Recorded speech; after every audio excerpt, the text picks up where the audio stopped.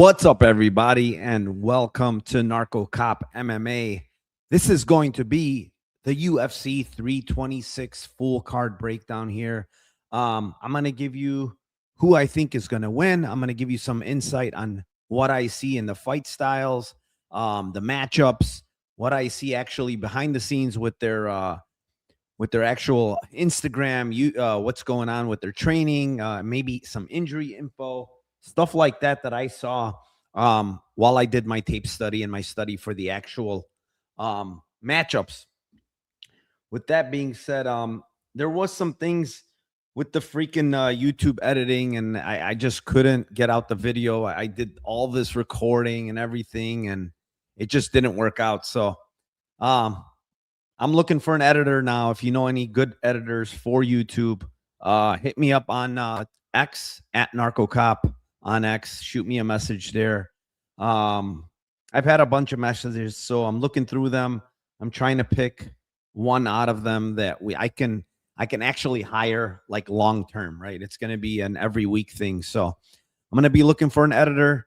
If you know one, like I said, or you're good at editing yourself and you want to make some money, hit me up. All right. With that being said, let me go over to my chat really quick. Playing for real, Narco Live while I'm at work. 10-4, buddy. Appreciate you, my man. Jewish Better, what's up, my man? Thank you for joining as well. Vinny Diaz, let's go, my man. Let's go. Champ Bet says, let's go, Narco. Rude One, let's effing go, bro. Let's hit some Lambos this week. Yeah, that would be nice. And Lions fan says, Trump is a pedo. Yeah, no politics in here. I don't care what he is. All right, let's start out here. First fight of the night, and it is in the light heavyweight division. It is the 12-3-1 Rodolfo Bellato versus the 6-0 Luke Fernandez. Luke Fernandez currently minus 225, and the comeback on Bellato is plus 190 here. Yeah, so basically, you know, Rodolfo Bellato, obviously, we look here. He's going to have more experience, right? He has more than double the fights of Luke Fernandez. He actually has probably the same amount of UFC fights as this guy has pro fights. Let me look here. How many fights for Bellato in the UFC? Yeah, I mean, he has already.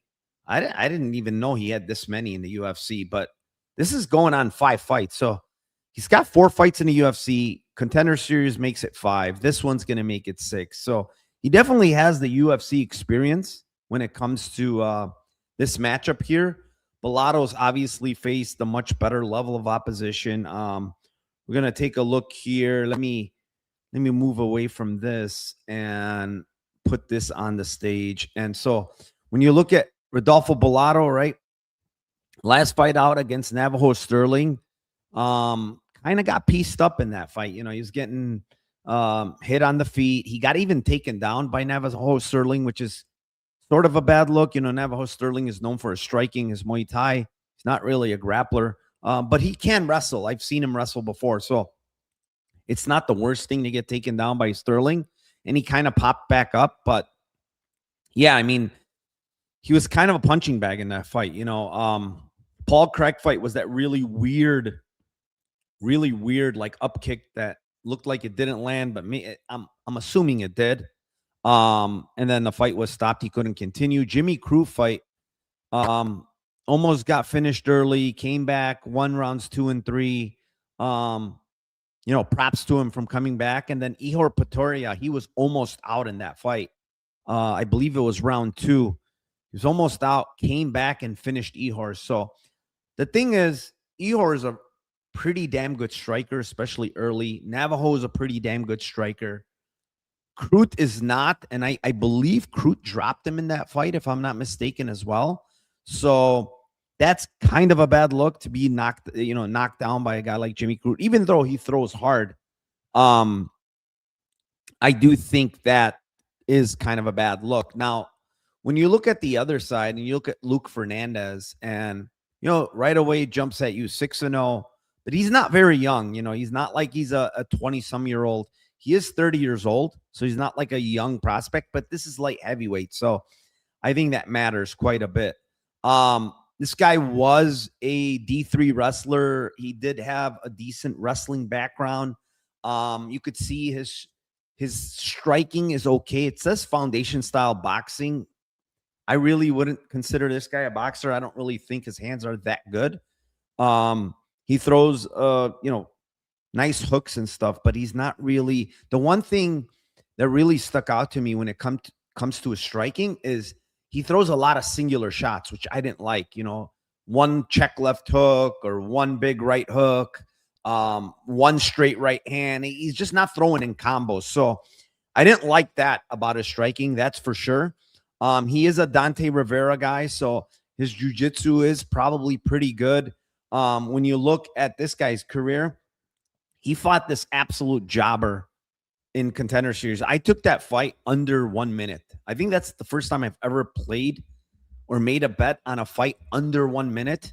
And after watching this Pergentino guy, like, this guy's a civilian, man. He's not a fighter. And it was like first punch landed, fight was over. But then you look, he's doing grappling competitions. He submitted Phil Hawes in a grappling competition. He beat Eric Anders via decision in a grappling competition. These are good looks, in my opinion, as far as knowing what type of level grappler this guy is. He's obviously a pretty good grappler, right? The level of opposition is pretty damn bad. I mean, none of these guys are actually good. I would say Christian Edwards is the best win for him here. They went 4 rounds. Christian Edwards is 8-4. He's a talented guy, but I wouldn't call him like very good. And in that fight, there was a lot of like cage pushing. There was a lot of, a whole lot of nothing basically in that fight. He did land some decent strikes. He did take down Edwards, but he also got reversed in that fight. He also got taken down by Edwards in that fight. So, this is just one of those matchups at the end of the day that,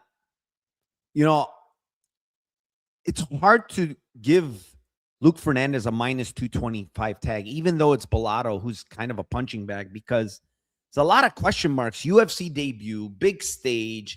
It's a numbered event, UFC 326. It's a big event. Bellato's already been there. He's experienced, he's been through wars. Luke Fernandez has not seen any adversity in his career so far. And if he can't get Bellato out of there kind of early, I think he's going to be facing adversity, because Bellato, if you don't get him out of there, he's going to keep coming and he's going to keep throwing big shots. And he is a black belt, I believe, on the ground as well, Bellato. So it's not going to be easy to kind of get on top of him and just submit him, So, yeah, man, I think Luke Fernandez probably wins just because of how much of a punching bag Bellato is. But honestly, I would not be shocked if Bellato pulled this off later, just came back and won the later rounds. And Luke kind of tired out a little bit, maybe from trying to finish Bellato early. But I'm not like super impressed with Luke Fernandez, honestly. I think he's very green still. There's nothing that's super impressive. He's not a high volume guy. He's not he has some pop in his punches. I will say that, but there's nothing he does that's really special. And I don't really like his MMA wrestling that much. It's a lot of cage pushing. It's a lot of I don't really see him shoot a nice double leg or something like that. So I think from money line perspective, I think this is too big. I think 225 is too big. I would say Luke Fernandez around 175, 185 is about logical. But I don't know if I'm going to get to Bellato. But there's no way I would play Fernandez. For me, it's dog or pass, honestly, here. Yeah, it's dog or pass for me. Let's see what chat has to say. Jewish Better, finding editor for MMA is tough for sure. Yeah, it's not easy. Roadrunner says terrible prelims. Yeah, I wouldn't say terrible. There's some actually decent matchups in the prelims, man. I wouldn't say terrible, but they're not great. I think this fight might be a banger. Like, which Bellato fight is not kind of a banger? I mean, all of his fights are usually bangers, Vinny Diaz says Fernandez 1-2. Possible. I mean, it's possible. There he is. Half the battle official. Smash the like button. Thank you. Appreciate that. Yeah, guys, please smash the button. Like on YouTube, on Rumble. I would appreciate it very, very much. Also, go over to my buddy Half the Battle podcast on YouTube and smash the like there. Watch his videos. Follow him. Dan is a friend, and he has some very, very good breakdown videos. This is the perfect post BJJ show. Oh yeah. Oh, he just got out of BJJ too. So there you go. Rude One says, shout out to Dan. Hope it was a good session. There you go, Dan. The Money Team, TMT, love the show, Narco. Do Bronx by Clinch Fuck for all the money. Epic Final Boss. What's up, my man? What else we got here? Deep Inside of Her says, oh, God, look at that name. Deep Inside Her. Jesus Christ. Late Afternoon Delight. This is the only drug I need. What's up, my man? Thank you for joining. I can't repeat that name anymore. Champet says, I would not be shocked if Fernandez cage pushes to the decision. Felt like that's what he liked to do a lot on tape. Yeah, that's exactly what I saw, honestly. He cage pushes a ton, especially in that, in the fight that obviously went the distance, that one fight against Christian Edwards. That's the only fight that went the distance. And man, there was a bunch of cage pushing for 4 rounds. So yeah, I wasn't really thrilled with watching this guy's tape. It's not like, he's not very, very good, honestly, especially to get this price tag. I don't know. I disagree with the line, but I don't know. Again, it's one thing to think that, the guy is not worthy of the 225, but it's a hard click on Bellato too. Even though he's got a good price tag, it's a kind of a hard click to plus 190 on a guy that just walks forward with no regard for defense, and that's Adolfo Bellato. No regards for defense here. All right, let's move on. Fight number 2. It is in the featherweight division. It is the 8-5 Gaston Bolanos versus the 11-3 Jung Young Lee. And currently Lee minus 350, and the comeback on Gaston Bolanos at plus 285. I said this earlier in the week when I was in my Discord talking to the guys, and I'm like, this is a smash spot for Lee. Like, I don't think he's losing this fight, and that was when he was minus 250 range, right? He's gone up to 350 here. And, there's a couple of ways of looking at this fight. One is that, Jung Young Lee is all horsepower, all coming forward, chucking big shots. That's his style. He is he's kind of a very aggressive fighter that, again, this is a guy that has little regard for defense, right? He's just coming in, throwing big shots. He doesn't really care. He wants to touch you. He has big power, right? He's a very, very big guy in the cage. I was listening to my buddy Brandon Oliva. Shout out to him. And he was saying this guy, Jung Young Lee, walks around like 190. He ballooned up to 190, and this guy's fighting at 145. So he's a big dude, man. 5'10", 74-inch reach. So he's going to hold a 3-inch height advantage, a 5-inch reach advantage. He obviously has more MMA fights altogether. He has 14 compared to 13, not by much, because Bolanos does have like 60 or something Muay Thai fights. So he does have a decent amount of fights in his background. But dude, this Bolanos guy, it's just like watching his tape, man. It's not very good. I mean, it's literally not very good. Let me show you some things that I saw with Gaston Bolanos here. He's 8-5, right? He doesn't have a lot of experience in MMA as far as MMA is considered. He's 33 years old, so he's not a spring chicken, right? And then when you look at this guy, Quang Lee fight, right? I don't really rate Quang Lee that high. I really don't. And Quang Lee went in there, took him down, took his back in round 1. He survived round 1. Round 2, same shit again, took him down, took his back, and found the choke pretty easily, honestly. The Romeus fight, Romeus is just, he is way too much of a sub guy over position guy, right? He's constantly hunting submissions. He's constantly looking to sub people, and he's losing position all the damn time. Like, he lost position. I lost count how many times he lost position on Bolanos in that fight. He had his back multiple times. He had 4 takedowns, it says, as far as UFC stats says. And he just kept falling off, losing position. I mean, he had 6 minutes of control, still found a way to lose that fight. I mean, he dropped Bolanos in round 1. He face planted. Bolanos literally face planted at the end of round 1. And somehow these judges awarded round 1 for Bolanos, which I completely disagree with. Like, if you're face planting like that at the end of the round, you're very hurt. I mean, he was close to getting stopped. You know, he followed up, but the round ended, you know. So then you look, this fight against Marcus McGee, he just got owned in the striking. You know, it wasn't even competitive. Aaron Phillips, who, again, probably not a UFC level fighter, was getting takedowns. It was, you know, got the back.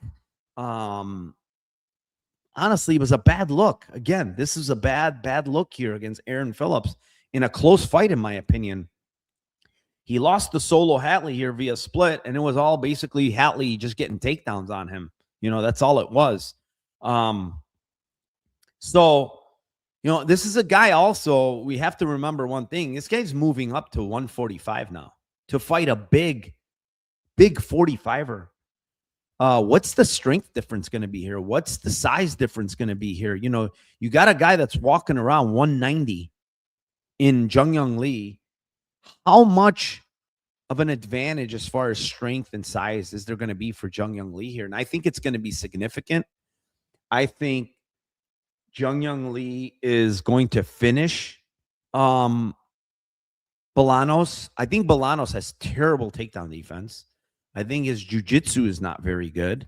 I just think he's going to get run over by Jung Young Lee. Now, if Jung Young Lee decides to just swing and strike, I do think that's a mistake, because that's Bolanos' path. Bolanos is a pretty good striker. He has good timing on his shots. He's a good striker. You know, he's a good Muay Thai striker. He has good timing. He's got good kicks. So I think if he has any chance here, it's probably on the feet. But if Lee decides to like fight similar to the Blake Builder fight, where Lee kind of took him down and mauled him, he mauled Blake Builder in that fight. I think he can easily finish this fight against Gaston Bolanos. You look at this loss against Santos, man. He hurt Santos a couple of times in that fight. Santos is as durable as they come. You know, this guy has 15 fights. He's never been finished. He shot 18 takedowns in that fight against Lee. So you could clearly see a guy that's tough as Santos, that loves to swing, that loves to strike for the most part in almost all of his fights, decided, nah, I don't want to really strike with this guy. I'm going to go with the grappling against this guy, which was smart at the end of the day. He won the fight because of that. So you could see how hard this guy hits, that he turned Daniel Santos, who loves to strike, into a wrestler in that fight.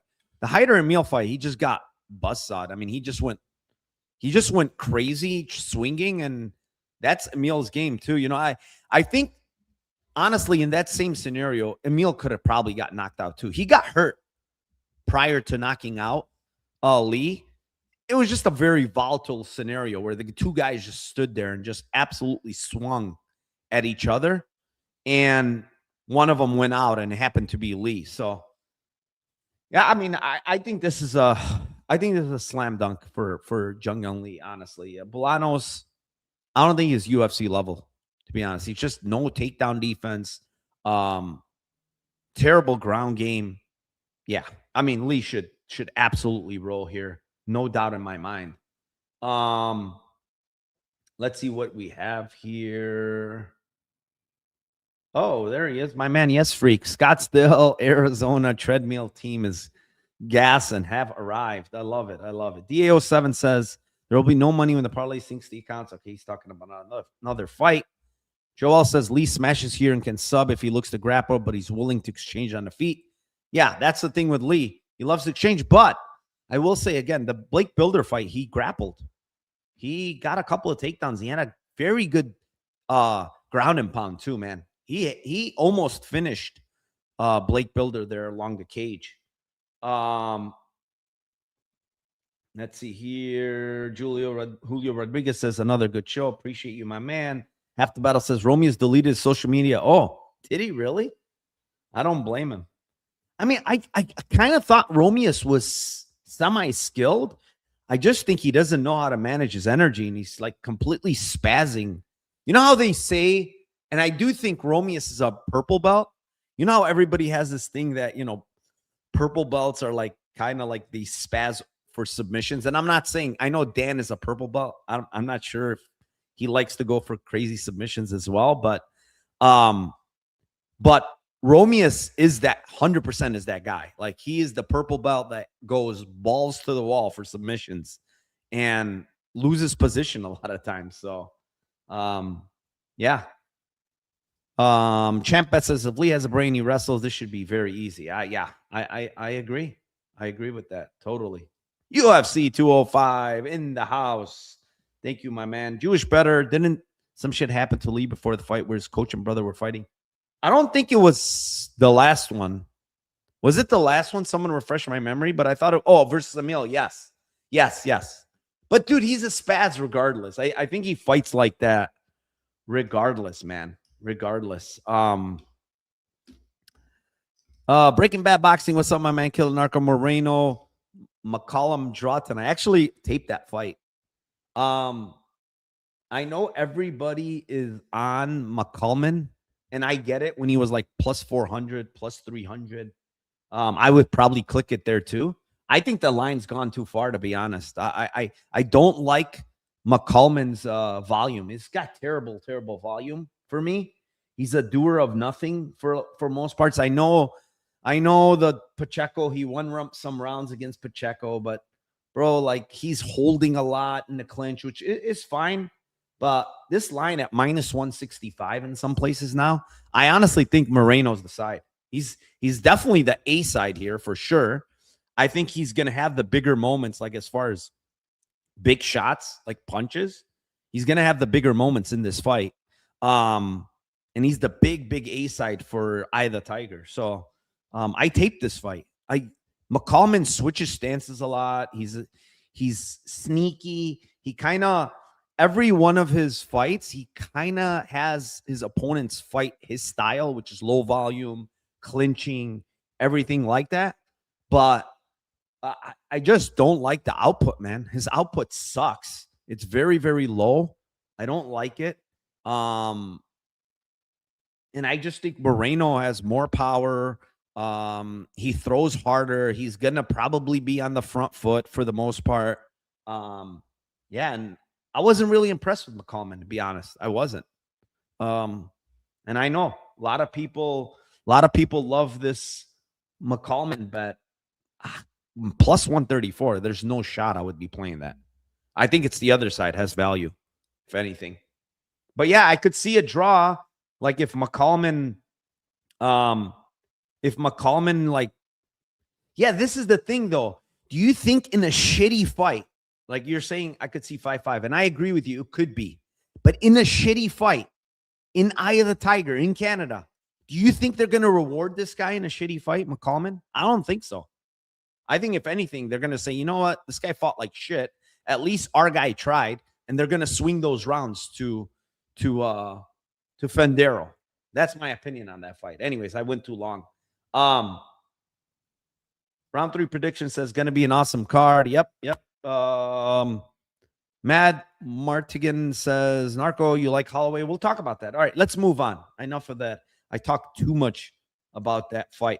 Fight number 3. It is in the light heavyweight division. It is the 10-2 Deir Nurgozhay versus the 14-1 Rafael Tobias. And currently, Tobias is a minus 180 with the comeback on Jair at plus 155. Line has come down on this one because Tobias was in the 200 range, and this line has definitely come down. I mean, a couple days ago, he's in minus 240 range. People are betting Jair here, and I want to say I kind of don't get it because, bro, like this Jair guy, man, I do not like what I've seen so far in the UFC from this guy. Let me remove this template and add this, and you guys can see what I'm talking about. All right. Jair, we're going to start out here with Contender Series. He looked good, right? Good striking, good movement, footwork for a big guy, right? Lands a high kick, out of the southpaw stance and absolutely destroys this guy. By the way, this guy's not that good. This Bartos guy is 9-4-1. He's not very good. You could see the very next fight, he got knocked out in the first round by Damian, who's a decent fighter who has power. And then he went to split and won a split. So this guy is not very good to begin with, right? This Bartos guy. The Ribeiro fight, right? He missed weight by 5 pounds or whatever it was. What was it? Yeah, like almost 5 pounds. He missed weight. He goes into that fight and gets dropped in round 1. I had a bet on him, by the way. And I'm like, oh, okay. This guy's a good wrestler. He's got good striking. He's got good footwork. He should run circles on Ribeiro. If anything, he can take him down and do whatever he wants, right? This guy gets dropped in round 1. Round 2, he's like, okay, let me grapple. Goes to grapple. He's in half guard. Gets Kimura swept. And then subs to that same Kimura against Brenton Ribeiro, who was on bottom in half guard along the fence. Somehow. And even the crazy part is when you listen to the announcers, like, okay, he rolled over. Okay, he's safe. Oh, he tapped. And I'm like, what happened? How did this guy just tap right now? And he gets caught with the Kimura, right? Then you look at the next fight, Uran Saltabadiev, right? That's another fight where he gets hurt along the fence by Uran, or even dropped. I don't remember if he was dropped or hurt. Then Uran goes for a Kimura against this guy standing because Jair gets back up. He goes for like a standing Kimura. The guy rolls over.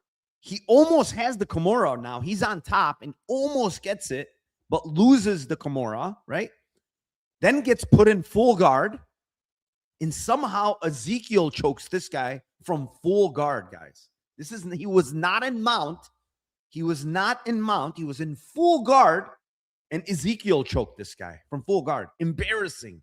Like absolute. 2 of the most embarrassing submissions you will see in the UFC. A Kimura off bottom at light heavyweight. I'm not talking about being on top and getting a Kimura like with this, where he steps over his head, right? This was off bottom and he reversed and got him with a Kimura. And the other one is a fucking Ezekiel choke, from full guard against Uran, who is probably not some like high-level jiu-jitsu guy, right? Like, what the heck are we doing here? So he got subbed twice in the worst possible ways you can get subbed. Terrible look. Now he is in Colorado. He is at pound for pound. I know that because one of my friends trains there. He's at pound for pound. If you look at his IG, right? If you look at his IG and do some digging, he seems to have a knee brace on throughout his IG. He's got this knee brace on. It seems he has some type of knee issue right now. I don't know what it is, but he's got a knee issue, it seems like. And now, he's facing a guy in Tobias, and here's the tricky part here. Like, Tobias has 15 fights. He's only 22 years old, so super, super green, or super young, I should say, not green, because he has 15 fights. Super young. He's kind of has an aggressive forward style, like moving from side to side and then like chucking big shots, right? This Contender Series guy he fought was a very low level guy from Brazil that fought on like some regional scene that no one's ever heard of. He owns his own gym. And if you look at the pictures from his own gym, it's all women and like little kids. So I'm not taking too much. And that's where he trains. So this Yair, the Oliveira guy, is not good. So I see why he kind of like it was. I think it was like a club and sub, right? He hurt him and then got his back. Wellington Lopez, I saw highlights of that. It was just basically calf leg kicks, and he got him out of there. This Paiva fight here wasn't very impressive from the Monstro because he got clipped a little bit there. He got taken down in that fight against that dude, and this dude is not very good. He's 11-7-1. He's not a good fighter, and you know he had some success in that fight, even though Tobias late was good. He was on top. I think he even mounted him late in that fight, so it looked good. This Porto fight here, he got knocked out pretty bad. I mean, bad knockout. He had hurt Porto in round 1. I know Porto from LFA. He has power in his hands. He's one of those bodybuilder type looking guys that throws very, very hard, and he has power. So if he lands flush on you, he's going to knock you out. Now, the reoccurring theme with Tobias's tape is the fact that he pulls out of the pocket all the time with his hands down. He admires his work, pulls out, and then hands are down. And that's how Porto caught him, actually. Hands down, he's pulling out. Porto comes in with a big, can't remember if it was an overhand left or right, and he just floors him bad. Like it was a bad knockout. If he does that in this fight, he might give Yair like maybe even a head kick, you know, while he's pulling out or something, right? Or a big overhand. Because Yair does throw big overhands. He does have skills, man. That's the thing with Yair. He does have skill. He just seems lost on the mat when it comes to jiu-jitsu. And the thing I'll say about Tobias is, yeah, I have him down as a striker here as a style, but he is like a 3 or 4 stripe brown belt. You know, he's up there. He can grapple. And I think if Tobias gets on top of Yair, I think Yair is going to be in trouble as far as submissions are concerned. The thing is, I don't really like Tobias's wrestling. I think Yair is the better wrestler of the two. So I could see a scenario where it could be like club and sub for Tobias, or maybe he hurts him, he gets on top, something like that. I don't really love Tobias's wrestling. I don't really love Tobias's striking. I don't think he's all that good, but he's 22 years old. He's super young, and you're going to see improvements from this guy. I don't know if we're going to see improvements, honestly, from Yair. I think he is who he is. Got good footwork, has a good kicking game. I don't really love his hands. A lot of big singular overhand shots. You know, he does have some power, and he can wrestle, but jiu-jitsu sucks. And obviously his jiu-jitsu defense is horrific. It's probably, you know, ultra white belt level. So I don't know really how. I think this is a stay away for me, honestly. Like I can't play Yair, no way. Maybe Tobias, you know, some kind of prop or something on this fight. But yeah, I'm staying away from this fight. But I'm going to pick a side. I'm going to pick Rafael Tobias, 22 years old. You're going to see improvements. I just think he has a little bit more dog in him as well. I just don't like what I've seen from Yair. And you know, changing camps. I think he went from Killcliff or ATT to pound for pound. Like for what? What are you going to pound for pound for?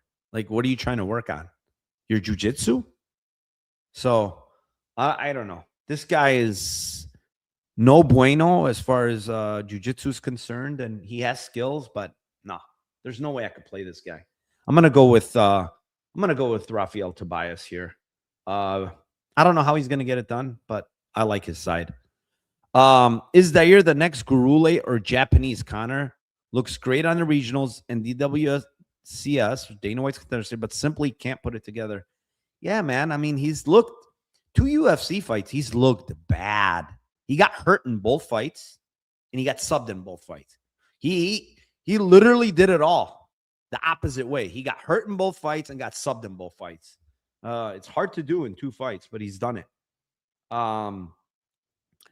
This is the guy that's infamous for getting tapped to an Ezekiel choke in full guard. Yeah, man. I mean, an absolute embarrassment.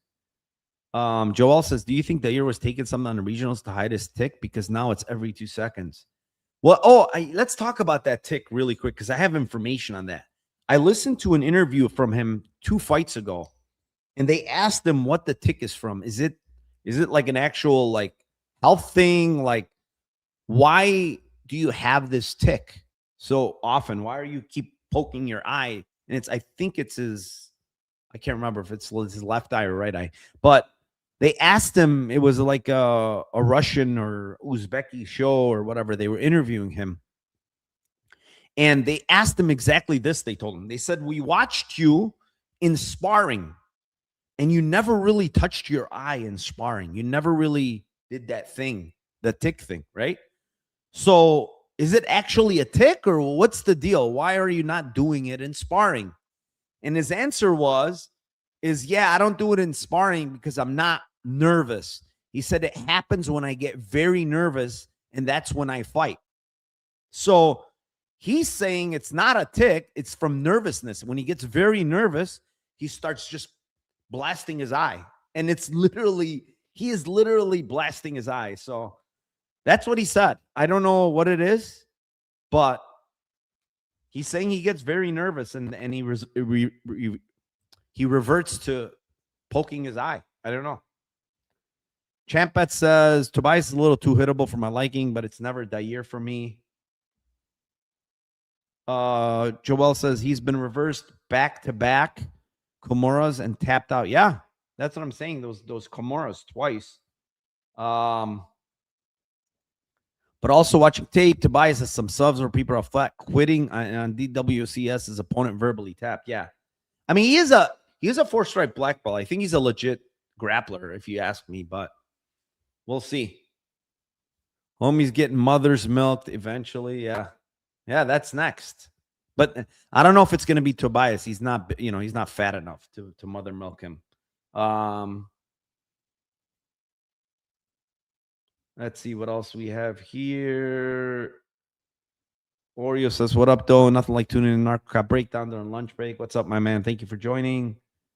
Small World Lifters, what makes you tick? Yeah. I mean, there's what is that called? There's that disease you can have that makes you, they can give you ticks. I forgot what it's called, but, all right, let's move on. Fight number 4. It is in the flyweight division. It is the 12-3 Jesus Aguilar versus the 18-7 Sumudaerji. Su minus 230 with the comeback on Jesus Aguilar at plus 195. Striker versus grappler, straight up. Like, yes, does Jesus Aguilar strike sometimes in his fight? He does. He's wild. He's throwing big overhands. He's throwing these big leg kicks, stuff like that. He's not really skilled in his striking. It's all crazy movements. One thing that jumps out right away on this is look at this reach and height advantage. 4-inch height, 10-inch reach advantage, 10-inch reach advantage with a 4-inch height advantage. And I think that's very big here. When you look at this matchup, Jesus Aguilar won the last fight against Gurule. It actually was a close fight. He dropped Gurule with a jab in round 3, which probably won him the fight because Gurule won round 2. Gurule was pretty much won round 3 outside of that jab that dropped him. And then round 1, he kind of got bum rushed by Aguilar and won round 1. Estevan fight was almost grappling. I think it's meaningless as far as this fight is considered. Stuart Nickel got the takedown early, got reversed, and got choked. Mendonca fight, he got gifted that win, man. He got absolutely gifted this win. I thought he lost on rewatch. It was in Mexico City, so I get why he won that fight, but that was a gift, in my opinion. And then when you look at Sumudaerji, like, yes, this guy's had some disappointing losses. I will say, Matt Schnell fight was disappointing. What an absolute war, though. If you want to watch a war of a fight, it was a great fight to watch. But it's a disappointing loss at the end of the day to get triangle choked like that. Tim Elliott fight, he didn't look good at all, in my opinion. Got taken down right away, and Elliott just sliced through him, got the arm triangle. It looked bad. It looked bad. Then he took a long layoff. You could see like a year layoff. He had the knee issues, I believe. He had, I think he pulled out. Yeah, he pulled out of the Josh Fan fight. This guy has had long layoffs before. You know, you could see a year and a half here. So he's had these knee issues. But then he comes back, and I was at this fight against Charles Johnson here at the Apex. And honestly, on rewatch, he looked really good. I mean, did he get almost finished in round 2? Sure. But rounds 1 and 3, man, round 3 was definitely his round. Round 1 was super close. I thought you could have given him that round as well. He was on the back foot, so the pressure was coming from Johnson. That was a very, very close round. I like this defensive grappling there. You know, Johnson tried to push a heavy pace in that fight, pressured him, try to keep him along the cage. And Sue just was countering really well in that fight, man. Against a guy like Johnson who moves a lot. You know, he's constantly moving, changing speeds, changing his footwork. And he kept landing. I mean, this guy's striking is very, very good, man. That left hand is an absolute laser beam. You know, it's very, very good. Raposo fight, I really don't get how it was a split decision, but go back and watch that fight. Raposo got him down multiple times, but never could hold him down. And on the feet, it was mostly all Sumudaerji landing on him. You know, even in the clinch against the fence, where Raposo had him against the fence, Mudaerji landed a lot of elbows and shit like that on him. So I don't know. They gave him a split. I don't even know how. Borjas fight, he just lit up Borjas at distance, man. Like just a lot of kicks, inside leg kicks, a lot of straight shots, the jab, just looked really good. And now he's facing a guy in Aguilar. And my thing is that Aguilar is just bad with his feet. He's very bad with his feet. I don't think he has great wrestling, right? I think a guy like Raposo has way better wrestling than a guy like Aguilar. So Raposo couldn't even hold Sumudaerji down for a second. And I think Raposo as an overall grappler is better than Aguilar. I think Raposo, as far as even a striker, is better than Aguilar technically. He's got better footwork. Yeah, I don't really know how Aguilar wins this fight. I really don't know how. Mudaerji has a very good chin as far as his chin's concerned for the most part. Like I think he takes shots pretty damn well. Outside of the Johnson fight where, you know, he was very close to getting finished, but Johnson's in that same sequence, Johnson has finished high level guys. We saw him finish Kavanaugh like that. We saw him finish Joshua Van like that. So he took those shots and survived. Yeah, I mean, I honestly think this is an easy fight for Sumudaerji, and the line keeps coming down and people are all over Aguilar. I don't get why. I mean, I get the pressure. I get he can maybe make Sumudaerji, but did Raposo try to do that? Charles Johnson literally tried to implement that game plan of pressure, but Johnson's a way better skilled fighter. He's a way better striker than a guy like Aguilar. And honestly, that fight was super close, you know, when you look at rounds 1 and 3. So I think Mudaerji has really leveled up his grappling, his defensive grappling. I think he's at Team Alpha Male now for how many camps. He's leveling up, in my opinion. They're known for, you know, defensive jiu-jitsu. They're good. They're good. It's a good grappling gym. He's got good looks there against other guys. So I like Sumudaerji here. I know a lot of people are on that, and I know he's juiced like minus 230. I think he's going to cover this price tag, and I think, you know, Aguilar is super tough, super durable, very good chin. I don't think he's going to knock him out. I think it's going to be a unanimous decision for Sumudaerji here. Let's see what we got in chat. DAO7 says, should be Sue here. Bill Face says, Aguilar's mushed. Joel says, does Aguilar wrestle better than Raposo? Similar matchup. No. Absolutely not. Raposa's a better grappler. There's no way he's a better wrestler. Raposa, I believe, was like state champion. He might have even wrestled in college. I don't remember, but he's a good wrestler. Raposa's a damn good wrestler. So I don't think Aguilar's wrestling sucks. It's not good. Champet says Sue is my favorite spot on the card. Yeah. Smart man. I like that. I like Sue here, man. I really do. I think it's a good matchup for him. You know. Christian says RDR or Kaio. We're gonna go through. We're gonna get there. We're gonna get there, my man. Stay tuned. Stay tuned. By the way, like, comment, subscribe, do all that. Please, please, please. I appreciate that. Nick says, great breakdown. Appreciate that, my man. Thank you very much. I'm gonna listen. At the end of the day, I'm gonna give you guys my breakdown, how I think the fight goes, the styles, the matchup, and you guys could do the other end. Like if you guys think there's value based on what I'm saying, you do a little homework yourself. Then you could say, oh, well, I could see this. I could see that. This should be a play, Always do your own work. At the end of the day, it's the best way. Obviously, some people just don't have the time. They don't have the time to go tape study, do this, do that. It's very time consuming, which is why they pay others to do it. I mean, I have a Discord. It's $25 a month. By the way, you can get into the free portion of it down below, the free aspect of the Discord, but it's $25 a month. And if anything, if you don't want to play my picks, just listen to my breakdown, see what I say in there. Sometimes I give information I get from certain fighters and stuff like that. So Christian says, what are the best locks? I don't really use that word lock, man. There's no such thing as lock, especially MMA. Damn it. If there was locks, if there was only locks. But one of my favorite spots is, I think Sumudaerji wins and Jung Lee wins pretty comfortably. I think both these guys win pretty comfortably. Yeah, that was an incredible fight, dude. Crazy back and forth. Postfed says, thanks for the picks, bro. Appreciate you, my man. All right.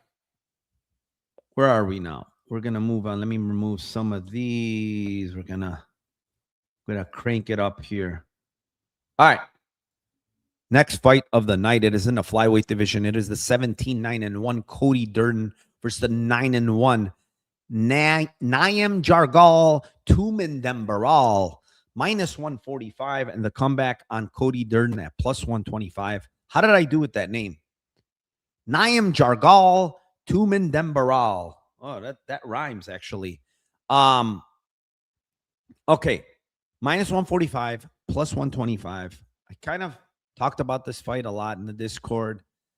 I want to click Cody Durden so bad here. I really do, because I watched this guy, Tumen. I'm going to just call him Tumen, right? And let me show you some things with this guy, because I don't really know, dude. Like, is this guy really supposed to be favorite here? He's 27, right? He's young. He's got decent size, right? 5'7", 71-inch reach. Fine. Pretty young as far as age. It says 27. I don't know how true that is. He looks a lot older, but we're going to go with that. But we're going to go with and look at what has this guy done. I mean, these I'm not even going to count, these early fights, like whatever. This Namsarai guy is the guy that just fought on road to UFC. He's a pretty good fighter. This is a guy that actually had his back early. For the entire round, he jumped Tumendemberel's back early, but then round 2, Tumendemberel got on top of him and got his back and subbed him. Right? Topnoy fight. Topnoy is an absolute just pure striker, pure Muay Thai striker, very good striker, has power. He was doing really well against him in the striking. He was landed on him, but and he got some takedowns, but Topnoy reversed. Topnoy got a bunch of takedowns in that fight, which basically, when you look at that alone, it should tell you exactly what the red flag is with this guy. Like, Tapnoy getting 6 takedowns on this guy is absolute. I mean, he went 6 for 7 on takedowns against this guy. It's an absolute travesty. You cannot get taken down 6 times by Tapnoy, who is just nothing but a pure Muay Thai striker. It's embarrassing. And he went 6 for 7 against them, got a whole mess of takedowns against them, racked up like 6 minutes of control against them. It's just a terrible look, in my opinion. Like, terrible. This one, Donisi, I mean, he got him down, choked him out. I think he hurt him, actually, dropped him. Another fight, Carlos Fernandez. Carlos Fernandez, decent wrestler, decent grappler. I wouldn't call him very good, but he got 4 takedowns there against him. You know, he went 4 for 14. You know, he did have to work for them, but he almost had 5 minutes of control. Basically, what won him the fight is the grappling, right? And, you know, he did hurt Carlos Hernandez a couple of times. That's what won him one round. That's what even made it a split. He won the moments in that fight. But as far as minutes, he kind of lost almost every minute in that fight. But he was hitting, you know, he hits hard. He hits decently hard. He hurt Carlos Hernandez a couple of times. So he won that. You know, he got a split there, a loss, but that's the only reason it was split. Then you look at this Terrence Saturn. It was you know, he was supposed to fight Saruria. Saturn came in very, very late here. They made it even a road to UFC fight. That's how much they think of this guy. Instead of making it, it was on the same week of the UFC, like the same day, they made him the road to the UFC guy, which that's how much they think of this guy. You know, they don't really consider him that high. I don't consider him that high. And he out wrestled, I guess, Saturn, or grappled him, whatever. Not, I mean, I don't really like the Saturn guy, honestly. I know him from A1, I believe. He fought in A1, and this guy's just not that good of a fighter, in my opinion. Now he's fighting a guy in Durden, way more experience, way more UFC experience, fought the way better level of opposition. Yes.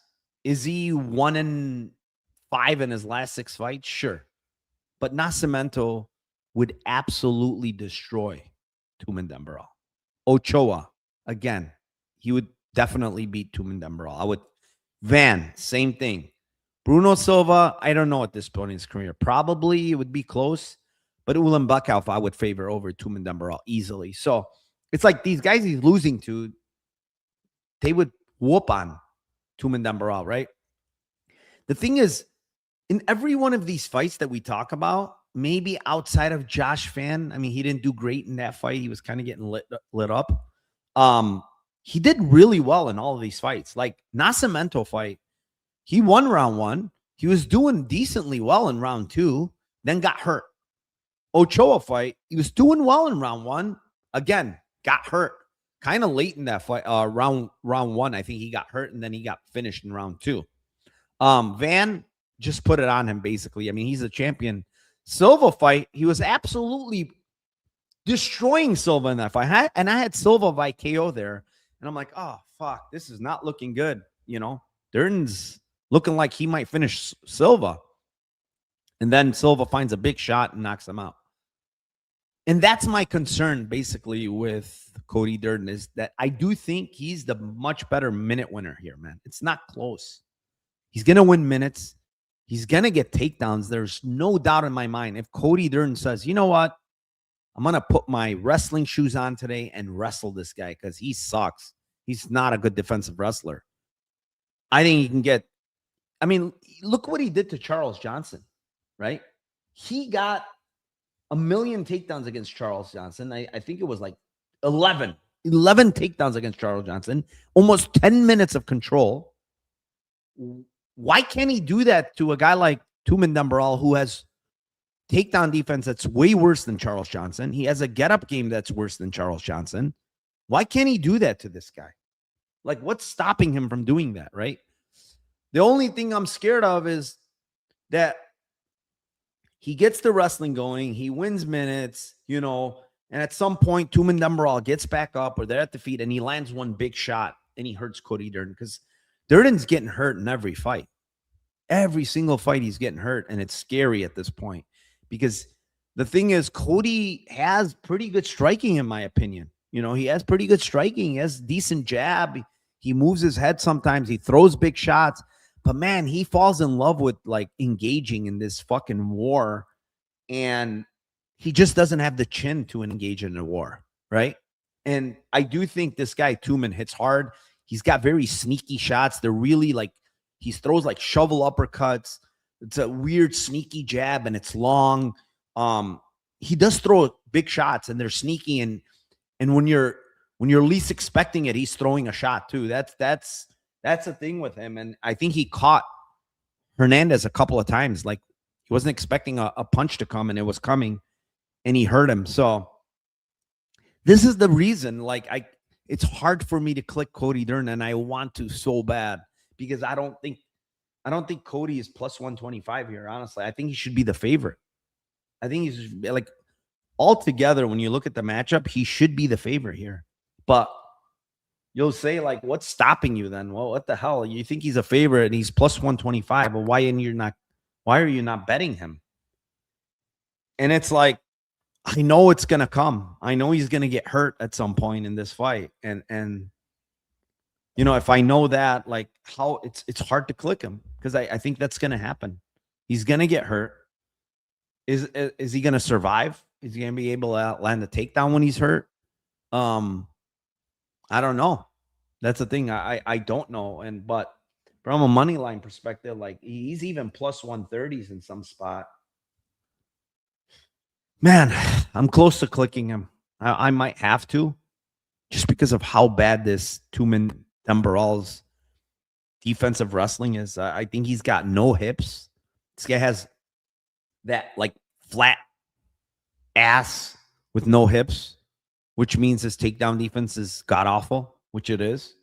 So, yeah, I mean, if Durden can, maybe Durden even can get this guy's back, you know, kind of similar what he did to Johnson. Why couldn't he get this guy's back? You know, I need a sip of my iced coffee. Yeah, I mean, that's what I think of this fight. I mean, I'm gonna go with Cody Durden just because I think he's got more upside in this fight, man. He's got like grappling upside. I think he can land even big shots on the feet against Tumendemberel. Is like there to be hit. Like he wants to take one to land one, so he's gonna take it. He has a good chin. I will say that he's got a mongoloid. This guy is Mongolian. He's got a mongoloid freaking chin, dude. His chin looks really good. TRT Vitor says Narco Discord is where big dogs hang out. The lads in here will show you the money, not to mention Narcos Bets. Appreciate you, my man. Thank you for the shout out. PC Strickland, Cody tends to put himself in tough spots every fight. Yeah, I mean, that's the thing. Every fight, he's looking good, this and that, and then bang, he gets hurt. He puts himself in a guillotine. You know, could I see a club and sub here from Tumen? Sure. He's got long arms. He could definitely hurt, and then Cody shoots into some kind of front choke. I don't think his jiu-jitsu is great, this Tumen guy, but still, when you're hurt, it could happen. Small World says Tumen decision only, or sorry, Durden decision only. Yeah, depending on the price, but you don't think, I think Tumen can win a decision. He almost won one against Fernandez off big moments. He could definitely win a decision off big moments, you know, just hurting Cody and Cody surviving. And we saw Cody go to a decision against Van where he took a ton of punishment. I mean, he took a lot of punishment in that fight against Joshua Van. So I could see it happening. Dixon says, Narco, I'm late here. How do you feel about Opataya this weekend? I haven't taped that one. That's going to be later. I haven't taped it. Christian says, what is the time in the UK for the main event? I don't know. Are you guys 6 hours ahead? I don't even know what. I think you're 6 hours ahead of me. So it would be late. Jesus, that would be very late. Probably 4 a.m. like Marky says. Joseph Curry says sub 2-3 plus 900 on who? On Cody? Or who is that? I don't know. That's gonna be for the Lambo show as far as props. I'm not gonna reveal what my props are, but I'm just giving you a breakdown of the fight. Mullen says, LOL, when you say Cody, you got to be specific as there's 3 this time. Wow, come on, dude. I'm talking about the Cody Durden Tumendemberel fight. There's only one Cody in that fight. Match prediction says, Narco, happy you recording earlier in the week, bro. Sending love through all the madness. Appreciate you, my man. Thank you very, very much. Tim is back tomorrow, Dixon. Yes.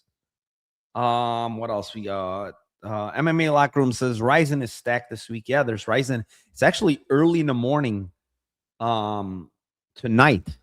Or it might be even tonight. Is it tonight, Ryzen? Let's see here real quick. I think it's tonight. Yeah. Oh, no, it's tomorrow. Tomorrow night. So the lines close at 7, it says. So it's tomorrow night. All right.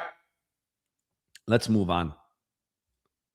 Here it is. Next fight. It is in the featherweight division.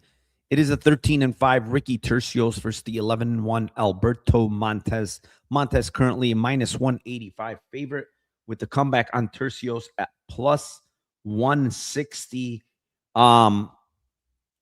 We got Ricky Turcios moving up to 145.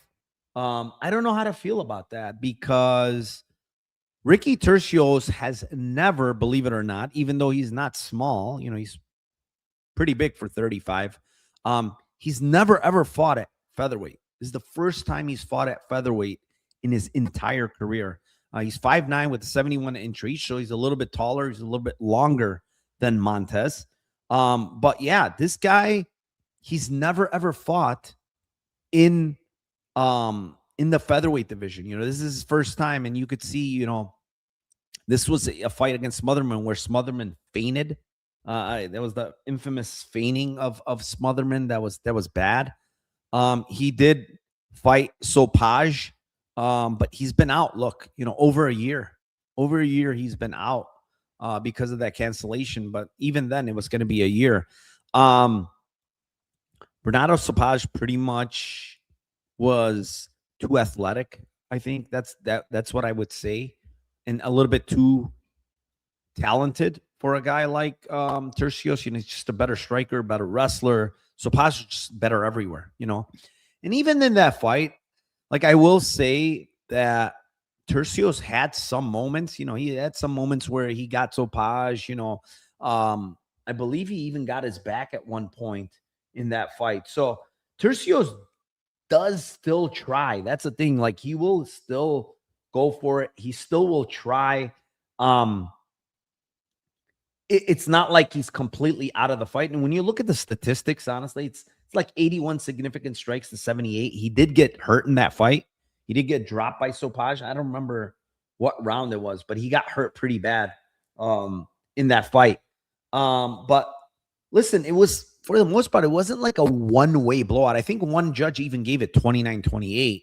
But Sopaj is a skilled fighter. Like, he's just a good wrestler, good grappler. He can strike. He's got pretty decent cardio.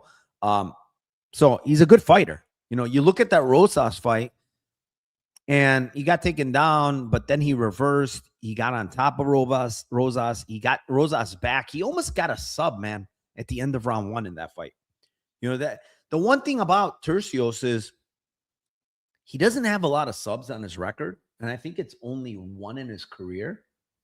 Let me go look, because I don't want to misspeak here, but I want to say he has only 1 submission in his career. Yeah, he only has 1 submission, but this guy is very sneaky on the ground, man. He's got jiu-jitsu. Don't sleep on his jiu-jitsu. He's got a lot of sub attempts. Even if you look at Ricky Turcios, he had 1 against Rosas. He had 1 against Natividad. I think he had more than 1 against Natividad. They gave him credit for 1. I even want to say he had 1 or 2 against Highstand that's not showing up either. So he does go for subs, and there's a lot of scrambling going on in his fights. He's fighting this guy Montes, who's 10-1, and he's at Goat Shed, which is a good gym. He's still there, but he's been out, look, year and a half. Last fight, April of 2024. And listen, this fight against Calderon was doing well in that fight early. He was grappling. I think he won round 1, if I'm not mistaken. He got put, obviously, in a deep anaconda early, like Montes does to almost everybody. But he took this fight on very, very short notice, Calderon. Super short notice. The guy usually has good cardio. He was absolutely gassing round 2. You could see it along the fence. He was like giving up prior to the anaconda. He shot like an ugly takedown and got choked out. He was dead tired, right? But then Montes withdrew in April of last year against Romero, and now here he is in March. He had a bad injury. I want to say it was a neck injury. But I'm not 100% sure. You'd have to look through his IG, but I think it was a neck injury, and he was out for a long time. He couldn't train. He couldn't do anything. It was ribs. You're right. Joel is right. It was ribs. But he couldn't train for a while. He was out for a long time. I do know some people that have trained with him. I talked to them. They said he's pretty strong, as far as like, physical strength. He's a strong guy. His front chokes are very dangerous. Like we kind of know, like he's a black belt on the ground and his front chokes are dangerous. Like, there's guys, we always talk about these guys that pull guillotine. Like we always say, hey, in our breakdown, like, hey, this guy loves to pull guillotine. What's his name was that guy? The guy that lost is a big favorite to Jordan Levitt. God, it's drawing a blank now. But he loved to pull guillotine, right? We always say, oh, this guy loves to pull guillotine. Alberto Montes loves to pull Darson anacondas. Del Valle. Thank you. This guy loves to go for the front chokes, like the Dars anaconda. I've never seen him go guillotine. He's not comfortable with the guillotine. But you give him that neck, and he will drop down right away with an anaconda and Dars. Like he always does it. That's his defense when it comes to takedown defense. It's not defending takedowns. It's not the guillotine. It's the front chokes. And he threatens you with them, and people bail, right? Because it's tight. And now he's on top or whatever. Or sometimes he ends up on bottom because he doesn't get the anaconda. Like against Calderon, he didn't get it early. He ended up on bottom. Same thing with Garcia, I think, in round 1. He ended up on bottom. So part of his game with his front choke is to potentially make you bail and go on your back. And he's a specialist at it. But he's also ended up on bottom many times doing that shit, right? And then the other thing is, like, man, he squeezes so damn hard. Like the Calderon fight, I'm like, man, this guy just gassed his arms out. He squeezed, like you could see it in his face. But he still had enough squeeze in round 2 to get him. So my concern for Turcios in this fight, my main concern for Turcios in this fight is, 1, he's moving up to featherweight. 2, he's already kind of a weakling. He's not really physical. And now he's moving up to featherweight against a guy that's pretty strong. That's the thing that concerns me. But man, nothing about Montes' game is special. Like, does he have a good front choke game? Yes. But what else is he very good at? Like, I don't think he wrestles well. His striking is okay, but he's low volume. I'm not concerned too much in the striking. Like, yeah, could he land a big shot on Turcios? Sure. But I think Turcios can also out-volume him and just, like, spam stuff like he usually does and maybe make this guy uncomfortable. Don't forget, UFC debut, off a long layoff, facing a guy that will bring a high pace for the most part, Turcios. It's not the best spot for Montes to be a favorite here, minus 185. I don't think so. I want to click. This is another one where I want to click Turcios. It's kind of untrustworthy because there's some fights he does nothing. We've seen that before. But for the most part, he does really go after it. I mean, one fight, I think that you could say one fight that he didn't go after it was that hobby fight, right? Outside of that, you could see a lot of volume in his fights. There's a lot of grappling. It's high-paced. I really want to click Turcios here because Montes shouldn't be minus 185.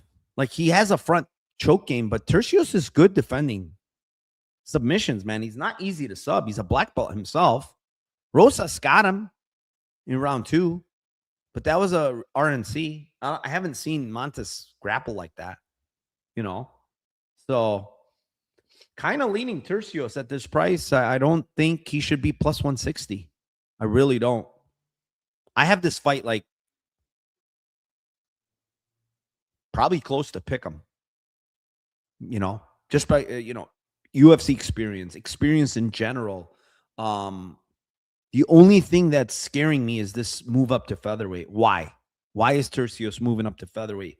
I don't think, has he ever missed weight? I think he must have missed weight one time, maybe. So why are you moving up? I don't get, why are you moving up to featherweight here? Like, what's the reasoning? I know he's, 5'9" or whatever, but like, has this guy ever missed weight? No, he's never missed weight. So, like, I don't get it. Is it a rough weight cut for this guy? Why is he moving up to featherweight?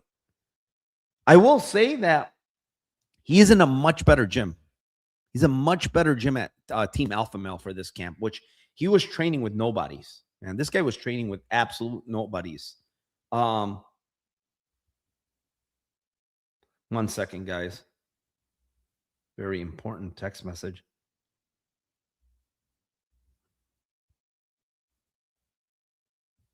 So, yeah, I mean, moving up to 145 is a scare, but at the end of the day, I don't think this guy should be minus 185, or even before he was like higher. Yeah, he was like 225 at some point. Like that, there's nothing about this guy's game that should be that. Could he get a front choke? Yeah, he's a specialist at it. Maybe he gets it, but this guy's not very good, man. He really is not that good, Alberto Montes, and I don't view him as some kind of prospect or anything. So, yeah, it's dog or pass for me here. I think it's Turcios or no bet. Let's see what we got here. I love, this is the best chat. Smash the like Dixon says. Thank you for that. DA says, is it Ricky comeback season? I think it is. Joel MMA says, Ricky, not the strongest. It's 35, now moving up. 45 without a real buck. Up, just screams here for a check. Yeah, that's what scares me ultimately. Him moving up. And you know what I'm saying? Ricky scrambling is very good, and he's hard to go down. He's a sneaky triangle. He trains with Moreno at Gracie. He's not at Moreno for this camp. He's at Team Alpha Male for this camp. Just so you guys know, that's some insight on where he did his camp. It's at Team Alpha Male. So it's good. It's a way better camp than training with Moreno. You watch him running in like a parking lot with some like 15 and 16-year-olds. It's hilarious. Montes sub feels trappy, Narco. I'm scared. I don't think he's going to get a sub, honestly. Turcios is good. Jewish says good cardio too, usually, and he's been fighting from good comp. Yeah, he's got very good cardio. Turcios hasn't had an arm raised in 4 years. Even then, it was a greasy split. Yeah, I mean, it's true, but these guys that he's losing to, I mean, think about it. Ayman Zahabi. It's just, Ayman Zahabi has looked really, really good. Raul Rosas, who's very good grappler. And Bernardo Sapage, who's a good fighter, man. Very good fighter. I just think the levels of those fighters are much better than an Alberto Montes level, right? So those losses, are they bad? I don't think they're that bad. I would say Brady Heinstead is better than Montes overall, in my opinion. Like his style, like his wrestling style is better than Montes. So Cage Cartel says Turcios is poo snoop. Maybe. I mean, he could shit the bed for sure. Alier says Ricky's fighting for his job. Yeah, very well could be, man. This could be his last one. Joel says Anaconda Dart specialist that squeezes absolutely insane. Yeah, he squeezes hard. Todd Rockwell says such a volatile card if you're picking Sue and Tiger as the locks of the night. I mean, yeah, I mean, I think Sue is, there's no lock, but I like Sue here. Montes had a badass chick, Jade Durand. I don't think he's with her anymore. has a badass chick. He's not with her. He's not with Jade anymore. He's some completely different chick now. Mushroom says, "What's up, Narcos? Sneak watching at work. The support. Thank you. I appreciate you, my man." After battle, Alpha Male isn't a new gym for Turcios. Uriah was in his corner for Contender Series. Oh, okay. All right, but he mostly trains up there in whatchamacallit, though, with Morono and some like ragtag gym. Like if you look at his Instagram, he's always in this fucking weird gym with nobodies. But yeah, I didn't know for Contender Series. I didn't know he was with him. But it looks like he did this entire camp with Team Alpha Male, which is good. I just think you get better looks at Team Alpha Male. He has me blocked on IG. Why? What did you do to him? YG Davey says, "I like the Montes sub, to be honest. Saw Rosas Jr. versus Turcios live and just felt like he was in over his head." It could be. But remember, he had Rosas' back in that fight, man. And he was threatening an RNC on Rosas. So I don't think he was like completely washed there.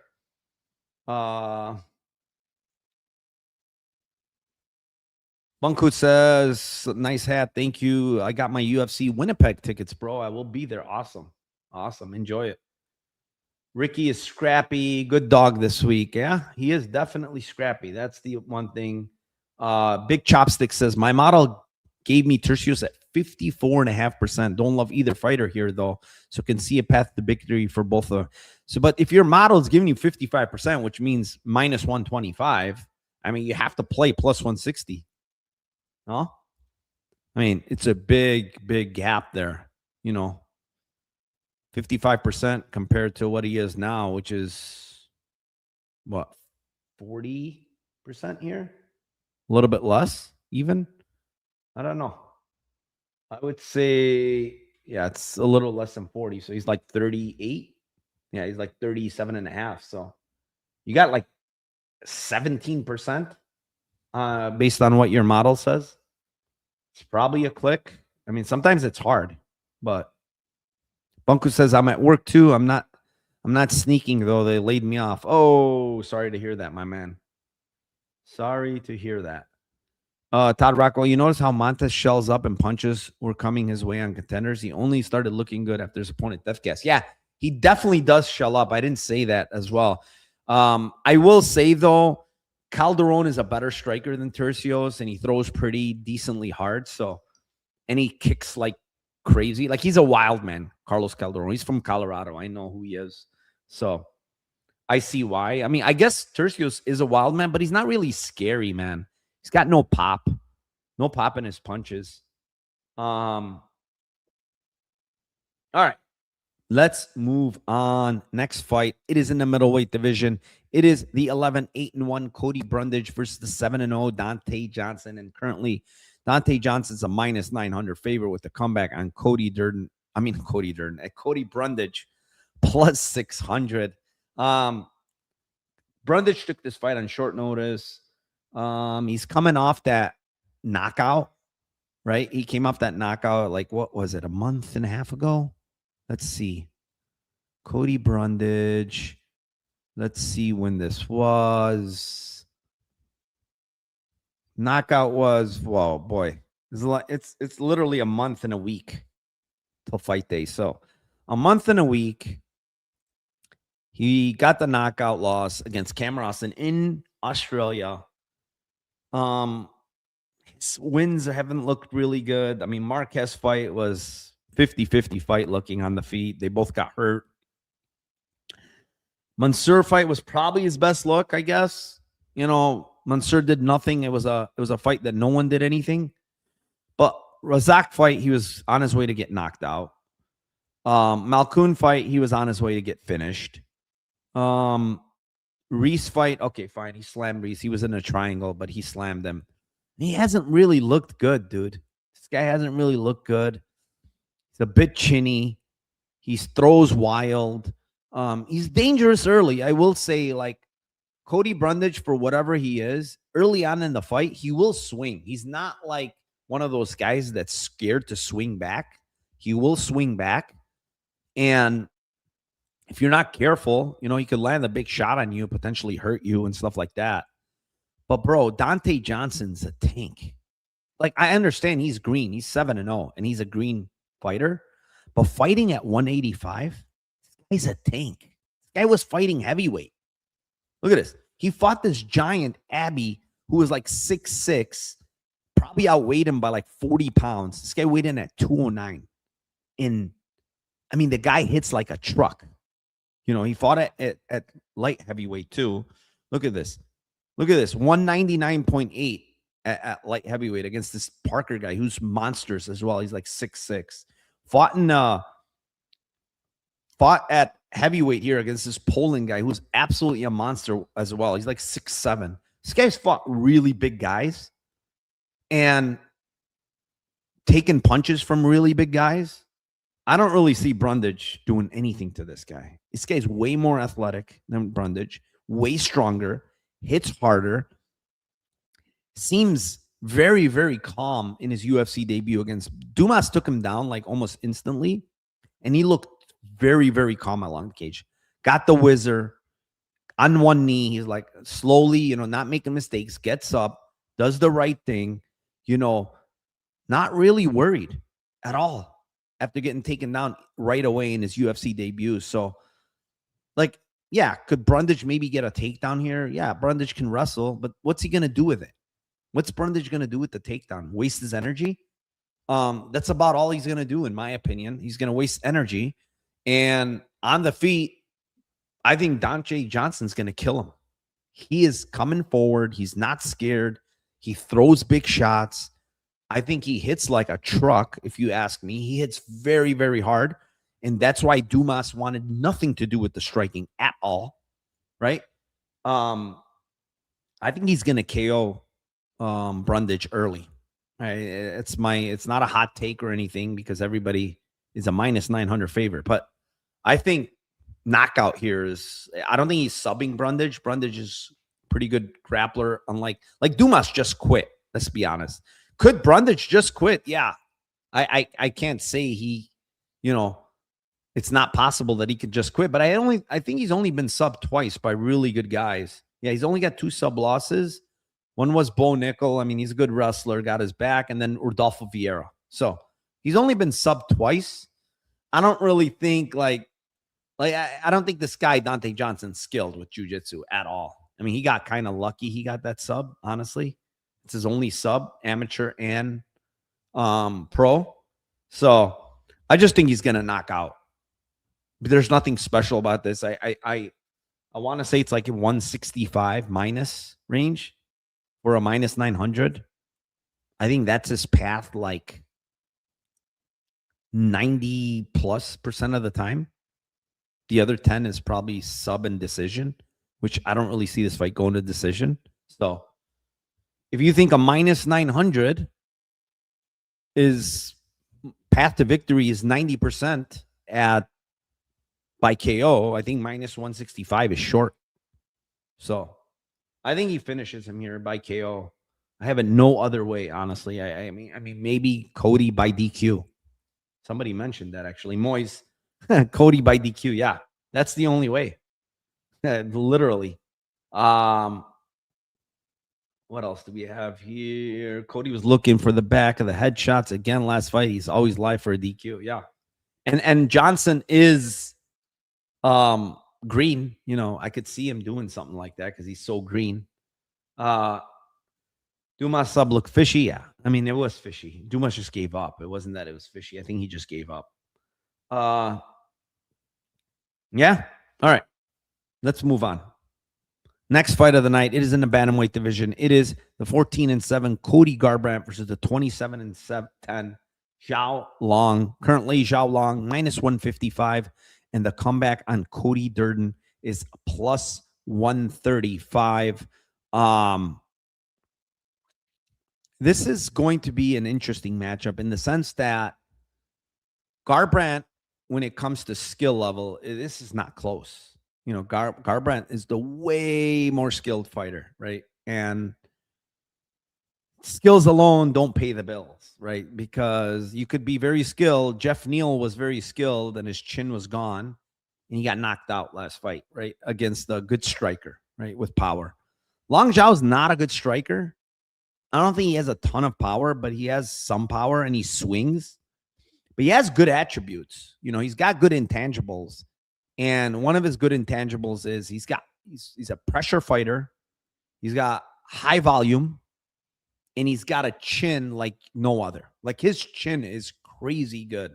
I know he's been knocked out 3 times. I think those were all early on. But this guy's chin is fucking crazy good, guys.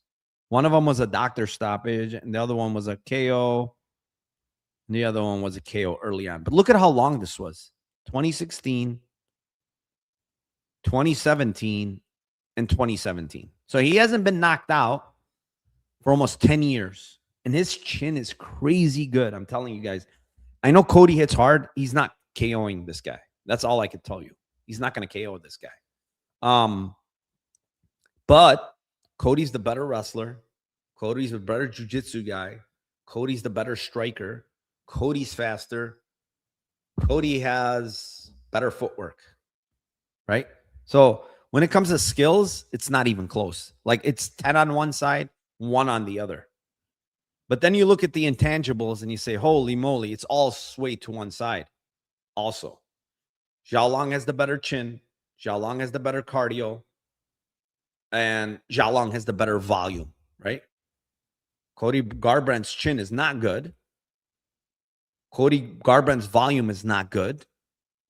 So it's like it's a matter of skill versus intangibles in this fight, in my opinion. All the intangibles are on Long's side. All the skill is on Cody's side. It's hard. It's honestly hard not to click Cody here because here's the thing with Cody. He wins round 1s at an insane clip. Like he's like nobody's winning round 1 off this guy.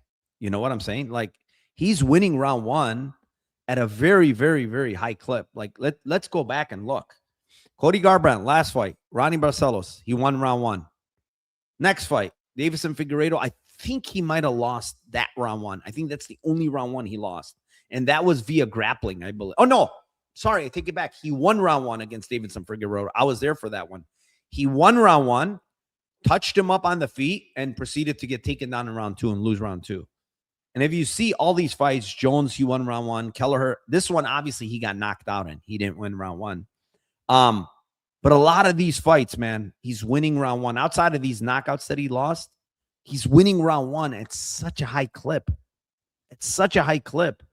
And so if you do live bet, I think Cody's a great spot here to play pre because he's going to win round 1 at a very high clip. And if you don't feel comfortable or you think he's breaking or you think he's tiring, you can always get out at a way better price, you know? I do think he wins this fight though. Like if he's smart in this fight, like big cage, use your footwork. This guy is very, very flat-footed. He comes forward very awkwardly, right? Use your footwork, use your speed, right? And just land on this guy. Touch and move. No reason to throw big shots. Just touch this guy up. And so you look at this guy and, you know, he's lost a couple of close fights. Yu fight was close. Chang Ho Lee fight was close. But even the ones he's winning are close. Majority decision, win, close. Split decision, win, close. Because he's got no defense. He's got zero defense. Not much of a grappling game, right? So he's just swinging like wildly. He's bleeding a lot in his fights. The only good striker this guy has faced was this Christian Quinones fight, right? And he got beat up for 3 rounds. Literally beat up. Christian Quinones is not as good of a striker as Cody Garbrandt is. It's not even close. Garbrandt's a much better striker. So I like Garbrandt here. Honestly, plus money, plus 135. He shouldn't be a dog. Like, yes, is his chin kind of dusted? Sure, it's not great.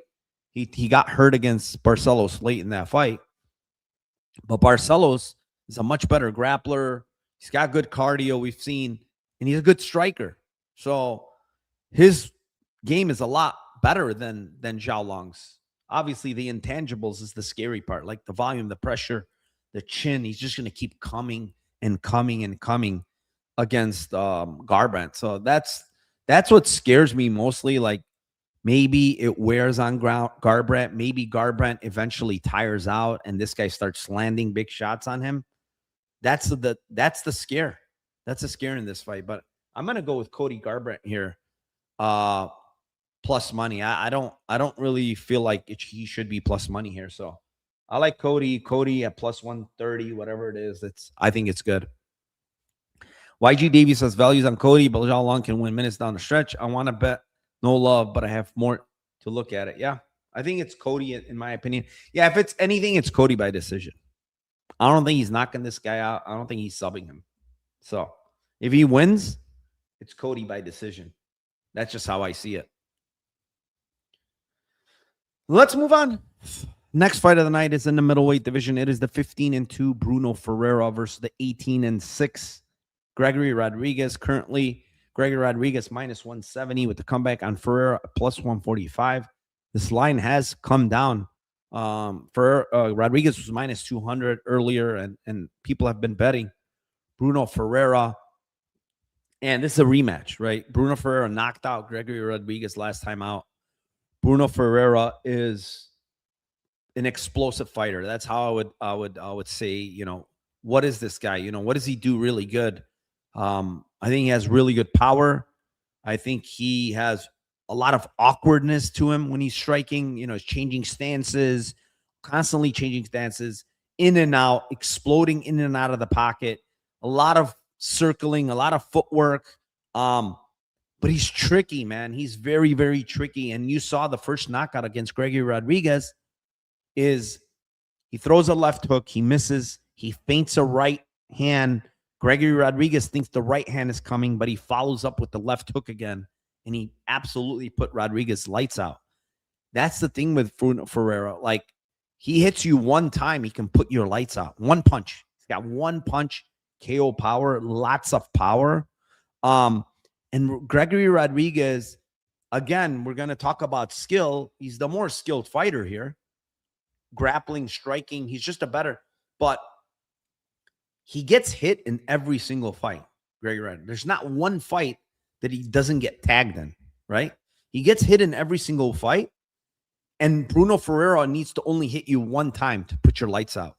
And his awkward style, I think he's going to land on Gregory Rodrigues. Like, is he going to put him out? I don't know. I don't know if he's going to land flush to put him out because Gregory Rodrigues has been knocked out before, obviously, but he's also shown times where he gets hurt, but he recovers, you know, and he comes back. So could it be one of those where he hurts him and he recovers, comes back, you know, Bruno Ferreira blows his wad and then gets finished, you know, or something like that. So it could happen. But man, Gregory Rodrigues, I mean, he had Cannonier dead to rights, couldn't finish him. Then Cannonier came back and hurt him multiple times before finishing him, right? So, you know, Rodrigues been hurt in a lot of fights, man, in a lot of fights. Bruno Ferreira obviously has been knocked out. He got knocked out cold against Ruzaboyev, but he's just a lot more tricky to get land on clean. You know, the way he moves, his in and out, his footwork, it's better. He's faster than Gregory Rodrigues, you know, much faster than Gregory Rodrigues. So I think all it takes is one big shot for him. Even in his loss, like where he got subbed against, what's the Russian's name? Magomedov. He hurt Magomedov a couple of times, man. Magomedov, if he doesn't get that takedown in round 3, probably loses that fight. You know what I'm saying? So, you know, in last fight against Vettori, he came in overweight. He looked like shit, honestly. Stomach was popped out. I don't know what happened. But he still fought 3 hard rounds. You know, Vettori got him down later in the fight, but Ferreira popped back up. You know, he's got a black belt in jiu-jitsu. I think he's a black belt in judo, so it's not really easy to take down and hold down. Magomedov did it to him. He was dead tired. But, man, looking at his IG too, Bruno Ferreira, he looks in much better shape, guys. Much, much better shape, in my opinion. Like, when you look at his IG, he has almost like a six-pack going. And that's the first time I've ever seen this guy with a six-pack. He usually has that belly on him. And no, this time he has like a six-pack on him. So I don't know. I feel like this fight is going to be a banger for one. But I mean, now the line's plus 145. I don't know how I feel, but Rodrigues is going to get hit, in my opinion. Or he can just knock out Ferreira early. But I think Rodrigues is going to get hit. Can he take it? And I don't really know if he can, because he's shown that he can knock him out with one shot before. And no two fights are the same. And then the other aspect of it is, can Rodrigues go in there and just go for takedowns and grapple? It's possible. But I've never seen it from him. I've never seen this game plan where he's just going to constantly wrestle. And I don't even think Rodrigues has the best cardio himself. Maybe that's why he doesn't wrestle a lot. Like, he knows he cannot keep wrestling if guys get up on him. That could be a thing too. Let's see what we have here.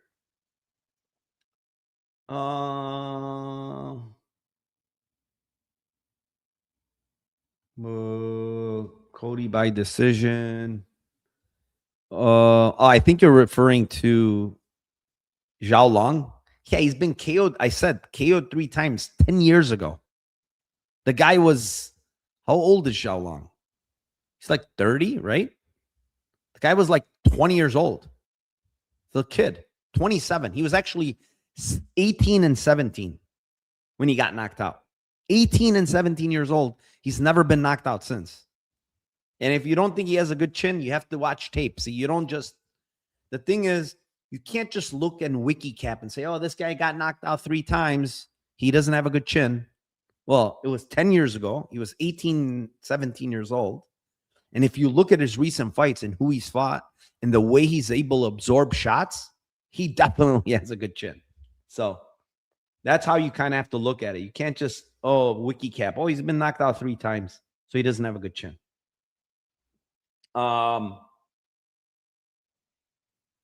Bruno easily, says Ilya Taporia.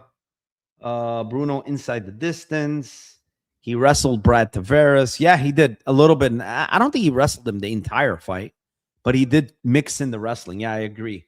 He mixed in some wrestling there. He mixed in some wrestling against CLD as well. That CLD fight was a stinker, though. It was just a CLD, just a brain dead fucking game plan, spinning and spinning. He kept spinning like he usually does. So, I mean, how much control? Yeah, he didn't have much control against Tavares. The thing is, he just doesn't consistently wrestle. I mean, he doesn't do it. So, can he get Ferreira down? Sure. But Ferreira is explosive, man. I mean, he did get him down, actually, the first fight, if I'm not mistaken. And then Ferreira popped right back up in that fight. So the thing is, if you keep popping back up, I don't think Rodrigues can wrestle like that. He really can't. I think he'll tire out. So what are your thoughts on Bruno decision, says DAO7?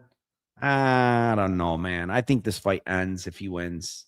I don't really like his decision too much. Chronic Combat, what's up, my man? Love the new content. Appreciate you, my man. Thank you very much. All right. Let's move on. Let's see here. What's the next fight?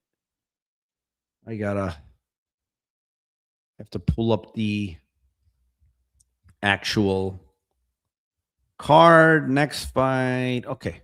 Dober versus Michael Johnson here. This is a good matchup because this is definitely striker versus striker here. It is the 28-15 Drew Dober versus the 25-19 Michael Johnson. Currently, Johnson minus 22 with the comeback on Drew Dober at plus 102. Again, this is going to be a striker versus striker. I mean, Michael Johnson, southpaw, very, very fast hands, good boxing skills, decent footwork. Michael Johnson, he's 39, but hand speed has not been the thing that's gone away. Like, his hand speed's still very good. His boxing skills are still very good. I do think he tends to slow down a lot more now. Like, as the fight goes on, he slows down. Rounds 2 and 3, you could clearly see he's getting a little bit more tired. The speed is not there as it was in round one. So that's one thing you can say with Michael Johnson is he's starting to slow down as far as speed later in fights, cardio, stuff like that. But I mean, his boxing is still really, really good. Good win against Zellhuber where he dropped Zellhuber. He was a big, big underdog. But we've seen Zellhuber shit the bed against Bobby Green and get knocked out by Bobby Green, which is a kind of a bad look. His other wins are like a Zaitar, which is whatever, Darius Flowers, Mark Jacasey, Alan Patrick, all guys that are not in the UFC anymore. So I will say that Michael Johnson's the better boxer for sure of these two guys. Michael Johnson has the faster hands, got better footwork as well. Better wrestler of these two guys, in my opinion. I don't think wrestling is going to come, even if he gets a takedown. I think he's just wasting energy, to be honest. Dober will pop back up. But I think Johnson has a worse chin of these two guys. Dober has more power. Dober has an advantage when it comes to the kicking game. This is one thing that I've seen from Michael Johnson. The last guy that was a southpaw that was actually throwing leg kicks was Stevie Ray fight back in 2019. And if you go back and watch that fight, Stevie Ray is also southpaw, but Stevie Ray grapples a lot for the most part. He's not really like a great striker. Like he likes to grapple a lot. And go back and watch that fight and look at how much success Stevie Ray had with the calf kick against Michael Johnson, right?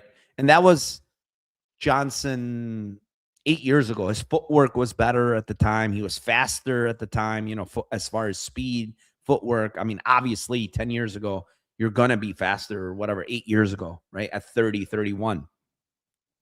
Drew Dober has a nasty calf kick against southpaw. Just watch the Prepolek fight. Look what he did to Prepolek's lead leg.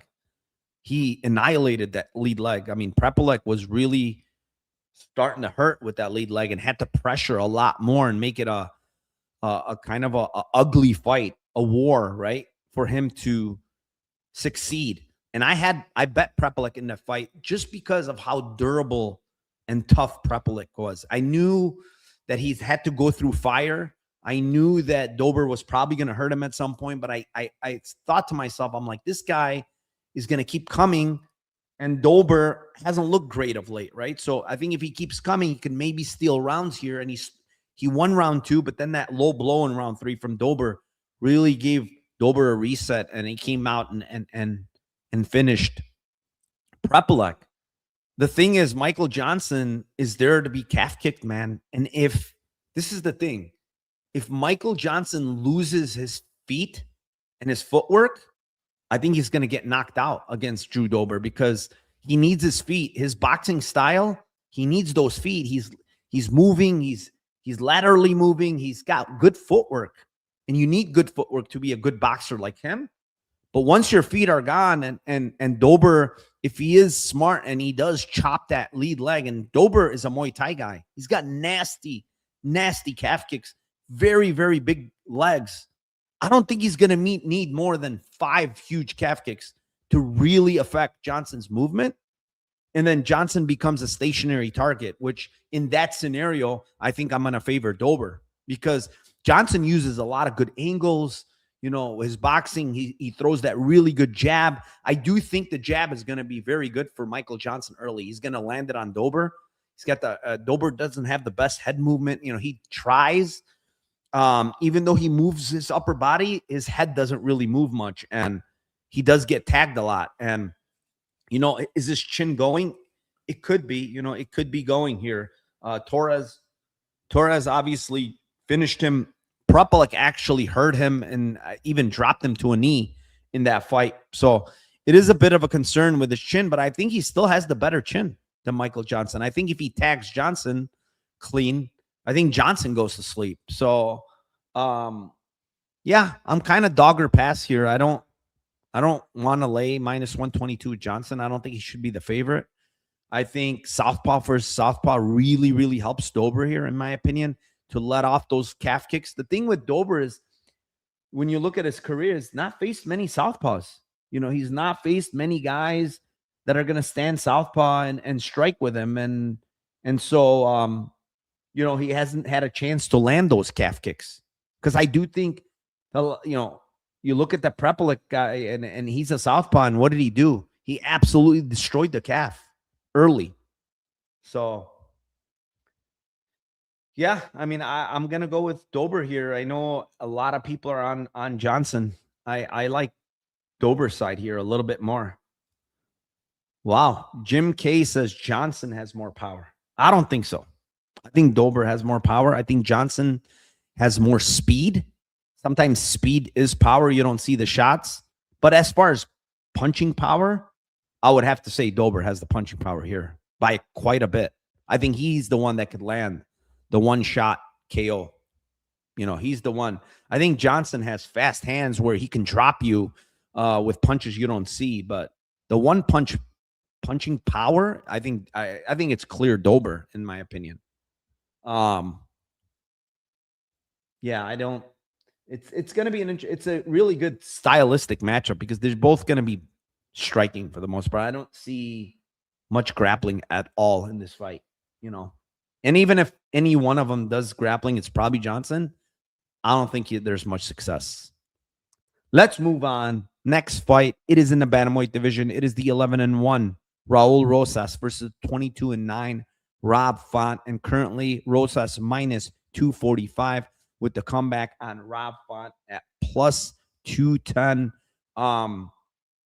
This is a clear case of grappler versus striker. I mean, we know what Raul Rosas is going to do. We already know he's going to come in round one and he's going to go for that takedown. He's going to throw his kicks. His striking is improving, which I like to see from a 21-year-old. That's how old this guy is. Very, very young. You could see he's only 21. He's growing into that body. I suspect this guy's going to move up to 45. Honestly, I don't think he has many more bantamweights in him because he's young. His body's growing. He's looking thicker. I think these weight cuts are becoming rougher for him. So I would say that he has maybe one or two more bantamweights fights in him, maybe three. Maybe if he's close to the title shot, he stays. But if he loses this fight, my prediction is if he loses this fight to Rob Font, I think he moves up to 45 because he's going to say the weight cut's too much for him. I heard in an interview where he said he pulled out of his last fight because what did he say he pulled out? It was something to do with possibly weight cutting. He said injury, but then he said weight cut. I don't remember. I have to go back and listen. But when you look at this guy, last fight against Morales, had success early, had Morales down. And Rosas has always had success early. Every fight, Arichi Lang, Morales, Turcios fight, even though he got his back taken, he had a lot of success early. Mitchell fight, he knocked him out. Christian Rodrigues fight had, again, success early. Every single fight, this guy looks good in round one. So if you're going to bet Rob Font, I think you should wait. Round one is not going to be Rob Font's best round here. He's going to get taken down. I don't know if he's going to be able to control him. Raul Rosas is a really good MMA wrestler, especially when he pushes you up against the cage. He's got good wrestling, just really good chain wrestling. And he's very good at taking your back, putting in the body triangle. And if that happens, it's going to be hard for Rob Font to get out of that position. He's going to have to survive the round. And so that means Rosas' line is only going to go up. It's going to be minus 400 after round one, minus 450. Then you get Rob Font at plus 350 instead of 210. So I think the better way of playing Rob Font here is you wait. You wait for a live line and see what happens after round one. Because if Rob Font is getting taken down, but he's scrambling back up and he's making Raul Rosas work similar to what Christian Rodrigues did, then I think I might just click Rob Font at that point, at whatever it is, right? Because I'm like, okay, Raul Rosas is not having success keeping this guy down. He's in for it here. and on the feet, it's not close. Rafon's the better striker, even though I think Rosas is improving. And I think Raul Rosas, on top of it all, swings hard on the feet. If he lands a big shot, I think he can even hurt Rafon on the feet. And that's kind of my hot take on this fight, is like he swings hard. He's throwing these big head kicks and shit like that. He could hurt Rafon if he lands clean. Rafon's getting wobbled every fight. Let's be honest. Like, he's not been KO'd, but my God, he's getting wobbled. I mean, David Martinez basically dropped him last fight in round 3. Matsumoto wobbled him. Kyler Phillips wobbled him. I mean, it's a lot of fights now. Davidson Figueiredo hurt him. So it's a lot of fights with this guy getting hurt repeatedly. It's not some kind of like new thing. He's 37 years old. He's getting hurt a lot. Do I think it happens here? Most likely, probably not. Probably doesn't happen. Probably Rosas knows what he has to do. He's not going to stand much with Rafon, because if he is, he doesn't have much of a chance to win. He has to get the takedown. So this is a live bet spot. That's all it is for me here. It's you wait for Rafon, you see how he does in round 1. If he gets his back taken and doesn't get out and just gets controlled and doesn't make Rosas work, I would be very scared to bet Rafon, because the same shit could happen in round 2. Now, he's never really been controlled throughout his career. I know Phillips had a little bit of control in round 1. He still got up with like a minute something left in that fight. I know that Matsumoto got him down a bunch, but he always got back up. Figueiredo got him down. He always got back up. The Sandhagen fight, I say till this day, I think he was hurt for that fight or something was wrong. Like, he didn't even attempt to get back up in that fight. He's laid on his back with no attempt to get up. Like, there was like 20 minutes of control over 5 rounds. It's insane. Like, Sandhagen's a good grappler, but I don't know if he has like the best control. To get 20 fucking minutes of control time was insane. So the problem is for Rob Font is that he needs to scramble his ass off to get up. I mean, he's at TriStar. They're a good coaching gym, man. They're very game planny. They're very good with fight IQ. They are telling you the right things, and I'm sure they're telling him, like, he knows. He's a vet. Scramble your ass off. When your ass hits the ground, it's lava. Get back up. Do whatever you need to do to get back up. So, live spot for me, not anything else. Like, I really don't. I think this fight probably hits the scorecards. Both guys are tough. Even Rosas is still tough. Even when he's tired, he pushes through pretty damn well when he's tired. So I think this fight probably goes the distance more than anything.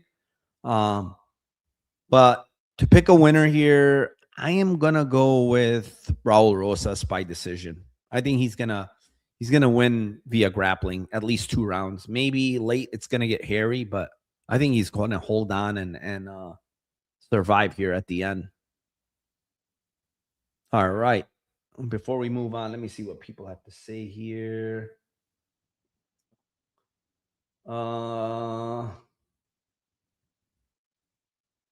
Dustin says MJ has the hardest power. I mean, could be. Could be. You're talking about Dustin Poirier, I'm assuming. I think they're from the same gym, but oh no, Dustin Poirier doesn't really train there, but it could be. I mean, just from what I've seen, like how guys drop when when Dober hits them. I mean, it seems to me like he hits harder, but maybe I'm wrong. I mean, he catches people on the chin. I mean, he makes them go out. I mean, look at the Bobby Green knockout. It was nasty. Nasty knockout against Bobby Green. So, I don't know. I mean, even a guy like Hack Perez, right? Like, Hack Perez prior to that head kick KO loss, I don't think he's ever been KO'd, right? Dober was the only guy to put him out, and he put him out fucking with 1 punch. So, yeah, I don't know. What else do we have here? Mandy Ellis, what's up? Narcos the man, appreciate you. She says, Hobby Fonch wins round 3 and Rosas wins round 1, so it comes down to round 2. Yeah. And if he can, the thing is, Rob Font in round 1, even if he loses, he needs to make Rosas work. It cannot be round 1 takedown and then he gets his back and that's the round. I think that's terrible for a Font because that just means Rosas really didn't work much for the position, you know? So that's the thing I'm afraid of. Yeah, I agree with this. I think Rosas line. Manuel says this line is off Narco. No way Font should be this big a dog against Rosas. I agree, but I think you're still better off betting it live if you can. If you can't bet it live, then yes, I agree with you. If you can't bet it live, then I think I would probably click the plus 210. It's dog or pass. I'm not going to click it, but I'm saying I would probably do that if I wanted to bet it.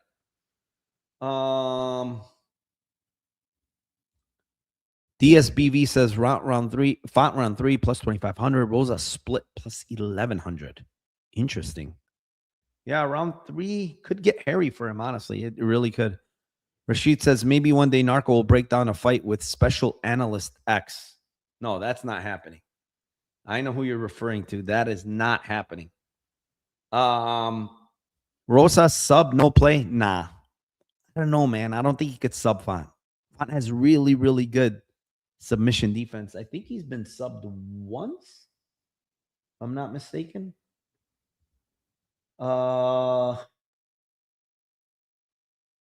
Yeah, Pedro Munoz. And it was a Gilly. That's it. And he's faced some, pretty damn good grapplers overall. He's faced some really good grapplers. So I don't really think he's going to get subbed, man. I really don't. There's guys that had good position on him, really good grapplers. Figueiredo, Sanhagen, Phillips.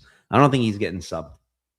When you look at, yes, Rosas is a good grappler, but every time he's fought, like, even competent grapplers, I guess Turcios was the only one, but like Christian Rodrigues, you look at Chi Ling, who's not a great grappler, he couldn't sub him. Mando Gutierrez, who I consider a good grappler, he couldn't sub him. And Vince Morales.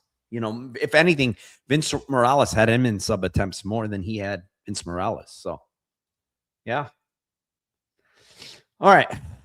Next fight. It is in the middleweight division. It is the 21-3 Reinier de Ridder versus the 17-2 Caio Borralho. Currently, Caio is a minus 250 favorite with the comeback on de Ridder at plus 210.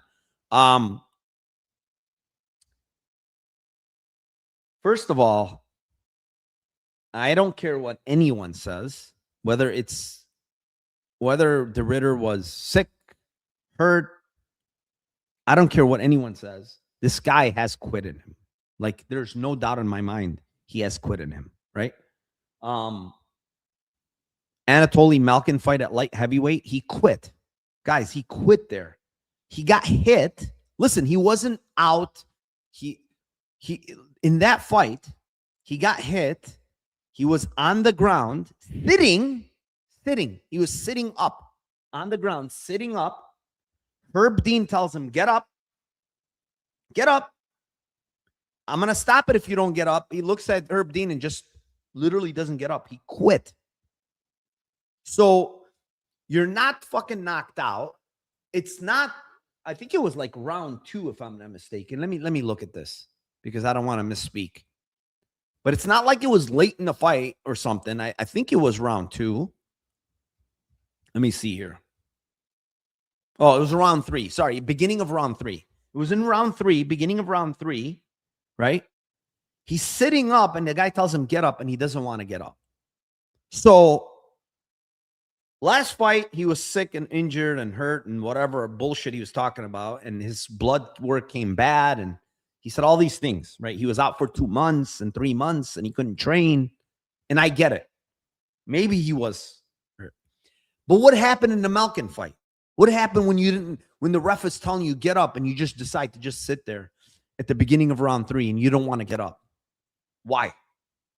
What is that? Is that also you were sick then too?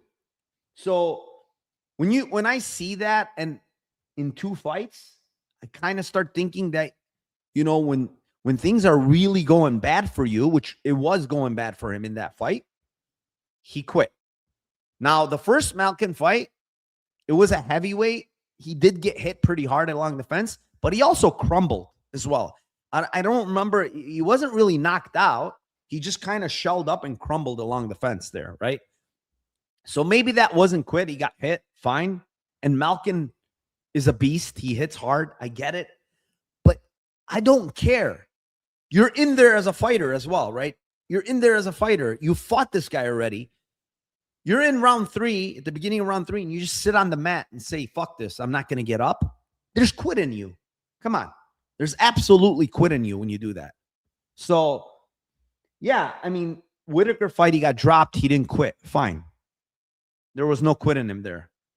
Is it the weight cut? Is it 185 is too much for this guy? He's a big, big dude, 6'4". I mean, he's a monster. I will say, I don't think Borralho's 6'1". I think Borralho's more like 6'2", maybe even 6'3". But the Ritter's bigger than him for sure. But doesn't matter. Like, I don't think like reach or height matters here, because the Ritter is not going to use his height. He's not going to use his reach. If anything, Borralho's going to touch him up on the outside. Borralho, also a very important aspect of this fight is, I think I haven't heard from really anybody. This is southpaw versus southpaw. Borralho has very, very good calf kicks. The Ritter has no idea how to defend a calf kick. He's a very heavy lead leg guy. Borralho, if he's smart, he chops the leg. It just makes it harder to grapple. It makes it harder to push off on the leg. Borralho did use a lot of very good calf kicks on I'm drawing a blank. The guy from Arizona, Cannonier. When Cannonier switched to southpaw, he landed some vicious calf kicks and actually dropped Cannonier to his ass with the calf kick. So this southpaw is southpaw. Put that into account that he is going to land the calf kick, in my opinion. Borralho's a smart fighter. He knows what he needs to do. He's a much better striker. And then when it comes to, the takedown and the Ritter's, everything is upper body mostly. He doesn't really shoot for the legs. He's not like a wrestler. I don't think those kind of things work very well against Borralho, because when I watched him a lot in the clinch versus Imavov versus even Cannonier, he digs that underhook right away. He fights the underhook battle very, very good. He's always first to get an underhook. And I think that's very important against a guy like the Ritter. You get that first underhook, and now he's very hard to get that body lock trip takedown that he likes, because you got the underhook. He uses his head position really well. And Caio's good in the clinch. That's the thing. He's really, really good in the clinch. He's got a very, very good underhook, man. He wins the underhook battle against everybody that I've watched. The guys that have got him down, like Muradov, yes, Muradov got him down, but it was a shoot. He shot. He timed a good double leg and shot.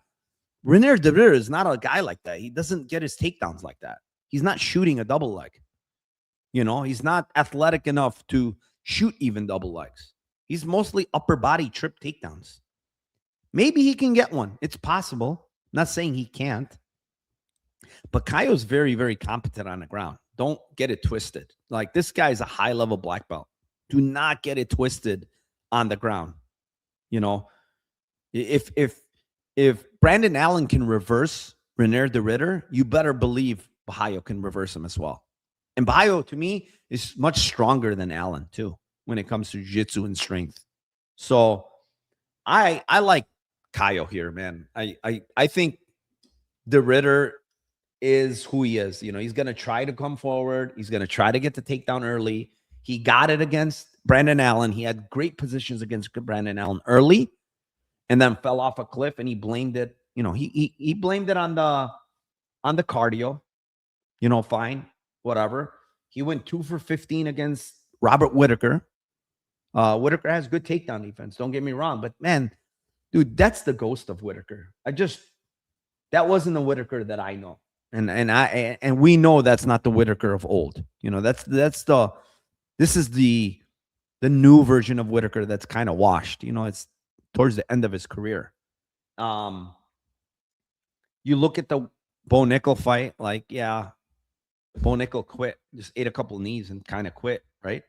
I think he's had pretty good matchups. Meerschaert fight. I mean, Meerschaert reversed him multiple times. Meerschaert got up against his takedowns. Why can't Borralho get up? Tell me. If Meerschaert can get up, what's stopping Borralho from getting up, taking an underhook and just getting up? You know? I don't know. I don't like the Ritter. I don't really think this guy's any good. Like, he's good at one thing, and that's it. His striking's awful. His striking defense is awful. He's very slow. Caio Borralho has a monster speed advantage on the feet. Footwork, speed, hand speed, striking, even grappling. Like, why is De Ritter a better grappler than Borralho? What tells us that? What is there any evidence that De Ritter is better than Caio Borralho in the grappling? I mean, he's big, he's good on top, but wait, you know, he loses position a lot. He's been swept a lot. I'm not saying Borralho is the best grappler, but I think he's a very, very good grappler. And he hasn't really had a chance to show his grappling. I mean, yes, if you look at the grappling competition at Karate Combat, he absolutely, go back and watch it against Allen. He rinsed Allen in the grappling. Like, he's just way stronger than him. So this guy's a good grappler. Don't get it twisted. Don't let the narrative of Reinier de Ritter being some specialist grappler get it twisted that it's easy against Caio Borralho. I don't think so. Honestly, I would not be surprised if Caio got on top of him and subbed him. I wouldn't be surprised, because Allen went for a sub late in that fight. I think round 4. He went for a sub against them, and Allen was on top of this guy forever. So, yeah, I don't know about the Ritter. He's getting older too, 34. He's doing these tough weight cuts, man. This weight cut for him has got to be brutal. It's got to be brutal, you know? So, yeah, I mean, I like Borralho here. I think he wins. I'm going to take him to win round 3 or decision. Round 3 or decision for me. Rain says Caio 2 lost by decision. Round 3 loss. RDR 3 lost by KO. So you're saying he either loses by KO or wins a decision, maybe? Trigger says Caio might lose this. I mean, it's possible, but I don't think so. Honestly, I really don't. Adam B says, same thing people were saying about DDP, and DDP went on to win a belt.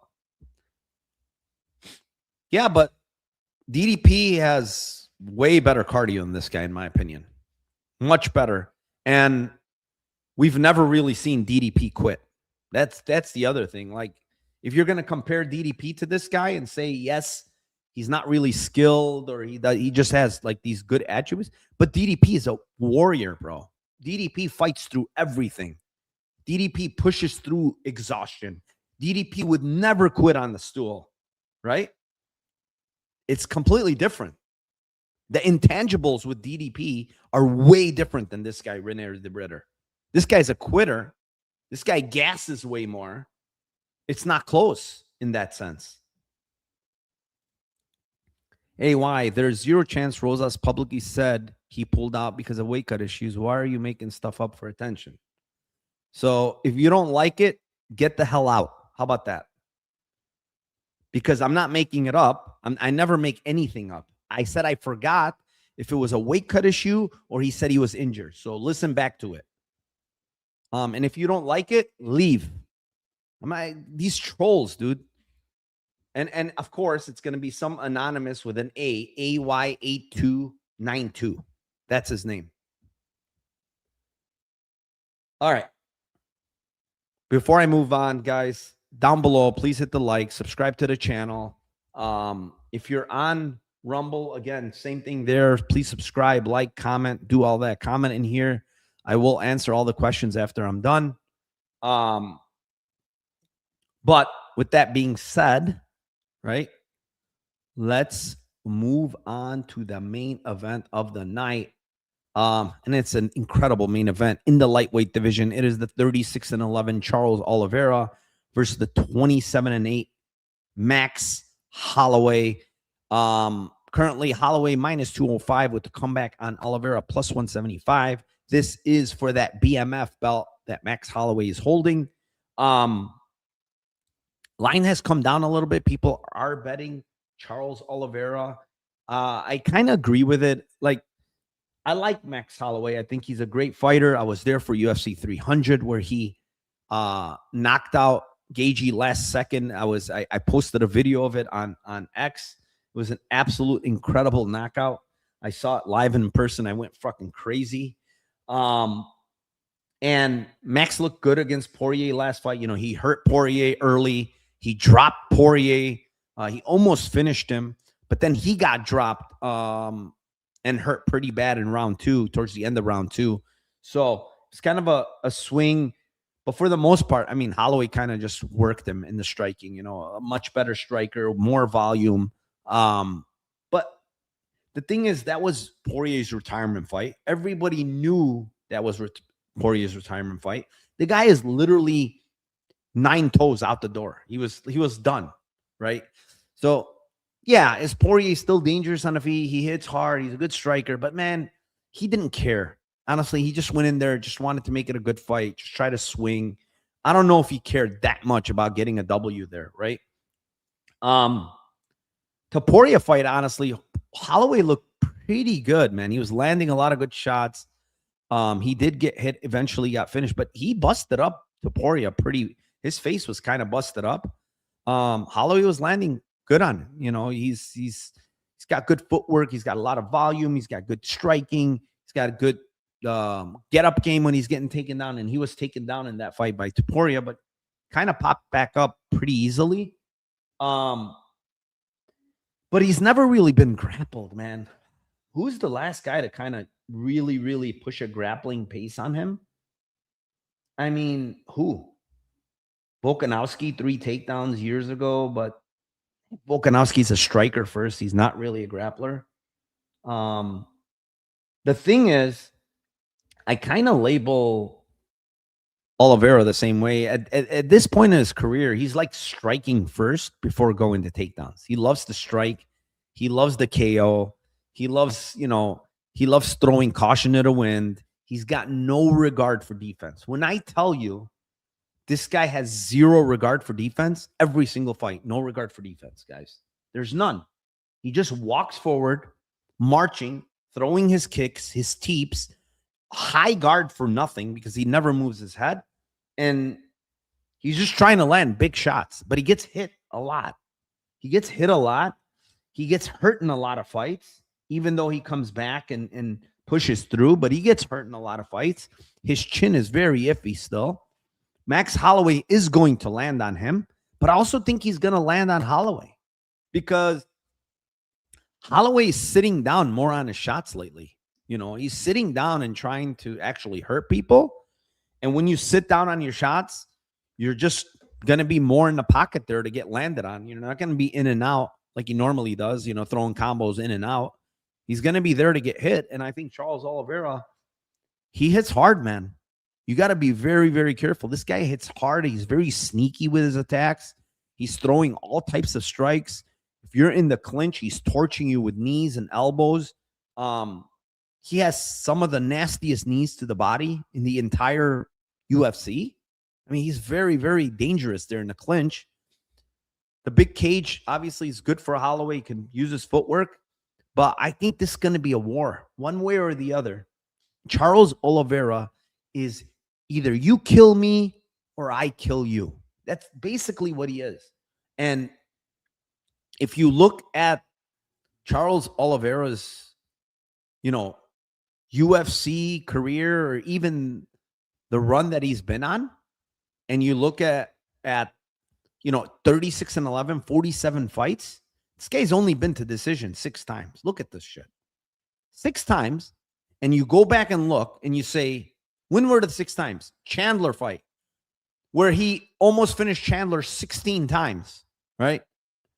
I mean, this one was Chandler running away. There was a lot of grappling. That's why it went to decision. This one, Arman Tsarukyan, there was 2 huge finishing sequences there. He didn't get the finish, but Arman Tsarukyan is grappler. Like, he wants to get on top of you. It's a much different fight than Max Holloway, right? So the propensity of violence in the Tsarukyan fight is kind of taken away because Arman Tsarukyan, you knew, is not going to stand a lot with him. He's going to try to wrestle, and he's going to bleed minutes on top, which is what happened in that fight. And then you look prior to that, and it's like Tony Ferguson in 2020, but there was a ton of grappling in that fight, and Tony Ferguson's hard to sub. I mean, he's a really, really good defensive grappler, and it was, Tony Ferguson, even at the time, was hard to finish, very, very hard to finish 6 years, 5 years ago. And then outside of that, everything is a finish, guys. He's either getting finished or he's finishing. And now here we are against Holloway, and it's like, I expect to think this goes 5 rounds against Holloway, who's going to stand and trade with him at times, and he doesn't give a shit. Yeah, I don't really see this fight going the distance at all. Like, it's hard for me to envision a scenario unless somehow, some way, Oliveira gets takedowns, gets the back, doesn't get the sub, gets a ton of control time, and I don't see it. I really don't see that. This is a fight that's one of these guys is going to die. I don't know who for sure, because I think both guys can. I know Holloway's durable. He's super durable. But, man, Oliveira is dangerous. I don't give a shit. He can hurt you with all types of strikes. He can hurt you with kicks, head kicks, flying knees, elbows, you name it, knee to the body. It could end in any type of way with Charles Oliveira. He's very dangerous. He's one of the most dangerous fighters in the entire UFC because he can finish you in so many different ways. So I love Max. He's a tough guy. He's hard to finish, but definitely, I will say this right now, Charles Oliveira is life to finish him, whether it be KO or sub. I think it can happen both ways. So I think this fight is just a violent fight. It's a violent main event fight. It's for the BMF belt.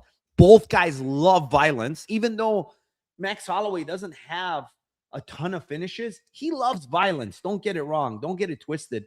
He has in his 3 of his last 4 fights have ended via KO, whether he got KO'd against Poirier or he ended fights via KO. Even the Poirier fight, there was many sequences it could have ended too. So this is a kill or be killed type of fighter in Charles Oliveira. I lean Oliveira at plus money like this just because he's a volatile fighter. He can finish anybody, and he could be finished himself. So I think at plus money at this type of price, kind of lean his side, man. I lean Charles Oliveira, but I think it's a crazy good fight. I love this fight here. Bunkhoot said, "Crush that button like you crush your wives." That's a good one. Bucker says, "What's up, good boys? Good show, Narco. Thank you. Appreciate you, man." No, they're replacement for Fonners. The fight is on. We were discussing an old when he pulled out of the old fight. He pulled out. He's saying out of the old fight, not this new one. This fight's still going on. Oliveira by sub plus 220 is crazy. I don't think so. It's too low to play. 220 is hard to click, man, because Holloway is very competent with a sub defense. I think if it happens, it could happen via club and sub. Similar to what Poirier did. He clubbed him and he went for a guillotine. And if that's Oliveira, he could cinch it up. He's way better, obviously, jiu-jitsu wise. Bull's chin's worrying me. He says, he said he likes to strike strikers, but if he lands clean, he's one of the most powerful punchers. I don't know if Max has power to get him out. He has sneaky power, bro. He hurt Poirier. Poirier has a better chin than Oliveira, in my opinion. He even landed some good shots on Poirier, man. Some really, really good shots on Poirier. And then obviously Gaethje is very, very tough, but that was a last second Hail Mary. Oh, look at these trolls. The trolls all over the place. I love these trolls. But I appreciate the support. Nick Rakic says, Max said the real BMF thing to do is to sub Charles. If that's the case, Charles sub. Yeah, I mean, it could happen, honestly. It really could. Roadrunner says, Max via club and sub. Oh, man. I don't know. Someone's definitely getting finished. I agree with that. But Max via sub? I mean, I don't think so. It would be hard for me to see Max sub a guy like this. I mean, when is the last time Max even had a sub? That's the other question. I mean, it had to be long fucking time ago. No? Max via sub? When was that? Max only has 2 subs in his entire career. And the last one was, holy fuck, 2015. I mean, I don't think so, man. He's not subbing. He is not subbing Charles. I doubt it. Rain says, I don't know if Olivas can make it 5 rounds. Max got Gagey out in the 5. Is Olivas as tough as Dustin? I love Charles, but Max is best. Yeah. I like both guys. I really do. That's why it's a great fight. Fight ends KO, so fading Charles sub. Yeah, I think it's not bad, depending on the price. What's up, Uncle Weezy? Going live for probability right now. After Narco finishes up, pop over to my channel for some prop top. Good luck, Narco. Appreciate you, my man. Yeah. Once I'm done, go over to his channel. You have to smother Oliveira or knock him out. He doesn't lose to anything else. Yeah. But he's going to be on the front foot. Oliveira's never, ever, ever on the back foot. Even against Topuria, who is a demon, he was not on the back foot. He's never on the back foot. Even when you drop him and hurt him, he continues to come forward. So that's the only way he knows how to fight. And I think it's the right way for him. I don't think he's a back foot fighter. He cannot fight fighting on the back foot. Let's see what else. He almost got one against TKZ, but he toughed it out. Yeah, but different level of grappler, man. Oliveira is a really, really good grappler, man. I don't think he's getting Oliveira. What kind of sub would he even attempt? That's the thing. Would he even fuck around with the grappling? This is a good point. I didn't even mention that. Would he even, if he hurt Oliveira, would he even think about going to the grappling? He doesn't want to go to the ground. I don't think that's a good idea. Why would you even think about going to the ground with Oliveira? You know? Yeah, I just don't see it. I don't see a sub at all. Anyways, that's it. We're going on for over 2 hours. Holy moly. I didn't expect it to go this long, but appreciate everybody. The link for the Discord is down below. Free. You can get in for free. And then if you're willing to pay, it's in my Discord. You can click on that link inside of there. But got a lot of boxing. We got Zuffa this Sunday. I think we already have a bet on the Zuffa card. And we got some boxing as well. I think Saturday there's a card as well. But yeah, I mean, UFC 326, big card. I have some bets already in. I think I have like 7 bets. It's been a pretty good year so far this year. I'm like plus 9 units for the year. So not bad, not bad. For the Discord overall, I think we're up 14 units or 15 units, something like that for the year. So that's good, including boxing. But I appreciate everybody for being in here. Thank you so much. 353 live viewers. Thank you again. Please comment, like, subscribe to the video. I want to try to do the breakdowns every week. Tomorrow, me and Timothy Toronto are going live. Lambeau Place podcast, 9 p.m. Eastern, live on my channel. I should have some pretty good Lambeau bets for this one. I like it's a lot more closely lined fights. Last week was a disaster. I mean, it's an absolute disaster last week. So very hard to get to props because we got minus 900s and 700s all over the place. So this week's a little different. Good luck to everybody this week. And let's cash those tickets for UFC 326.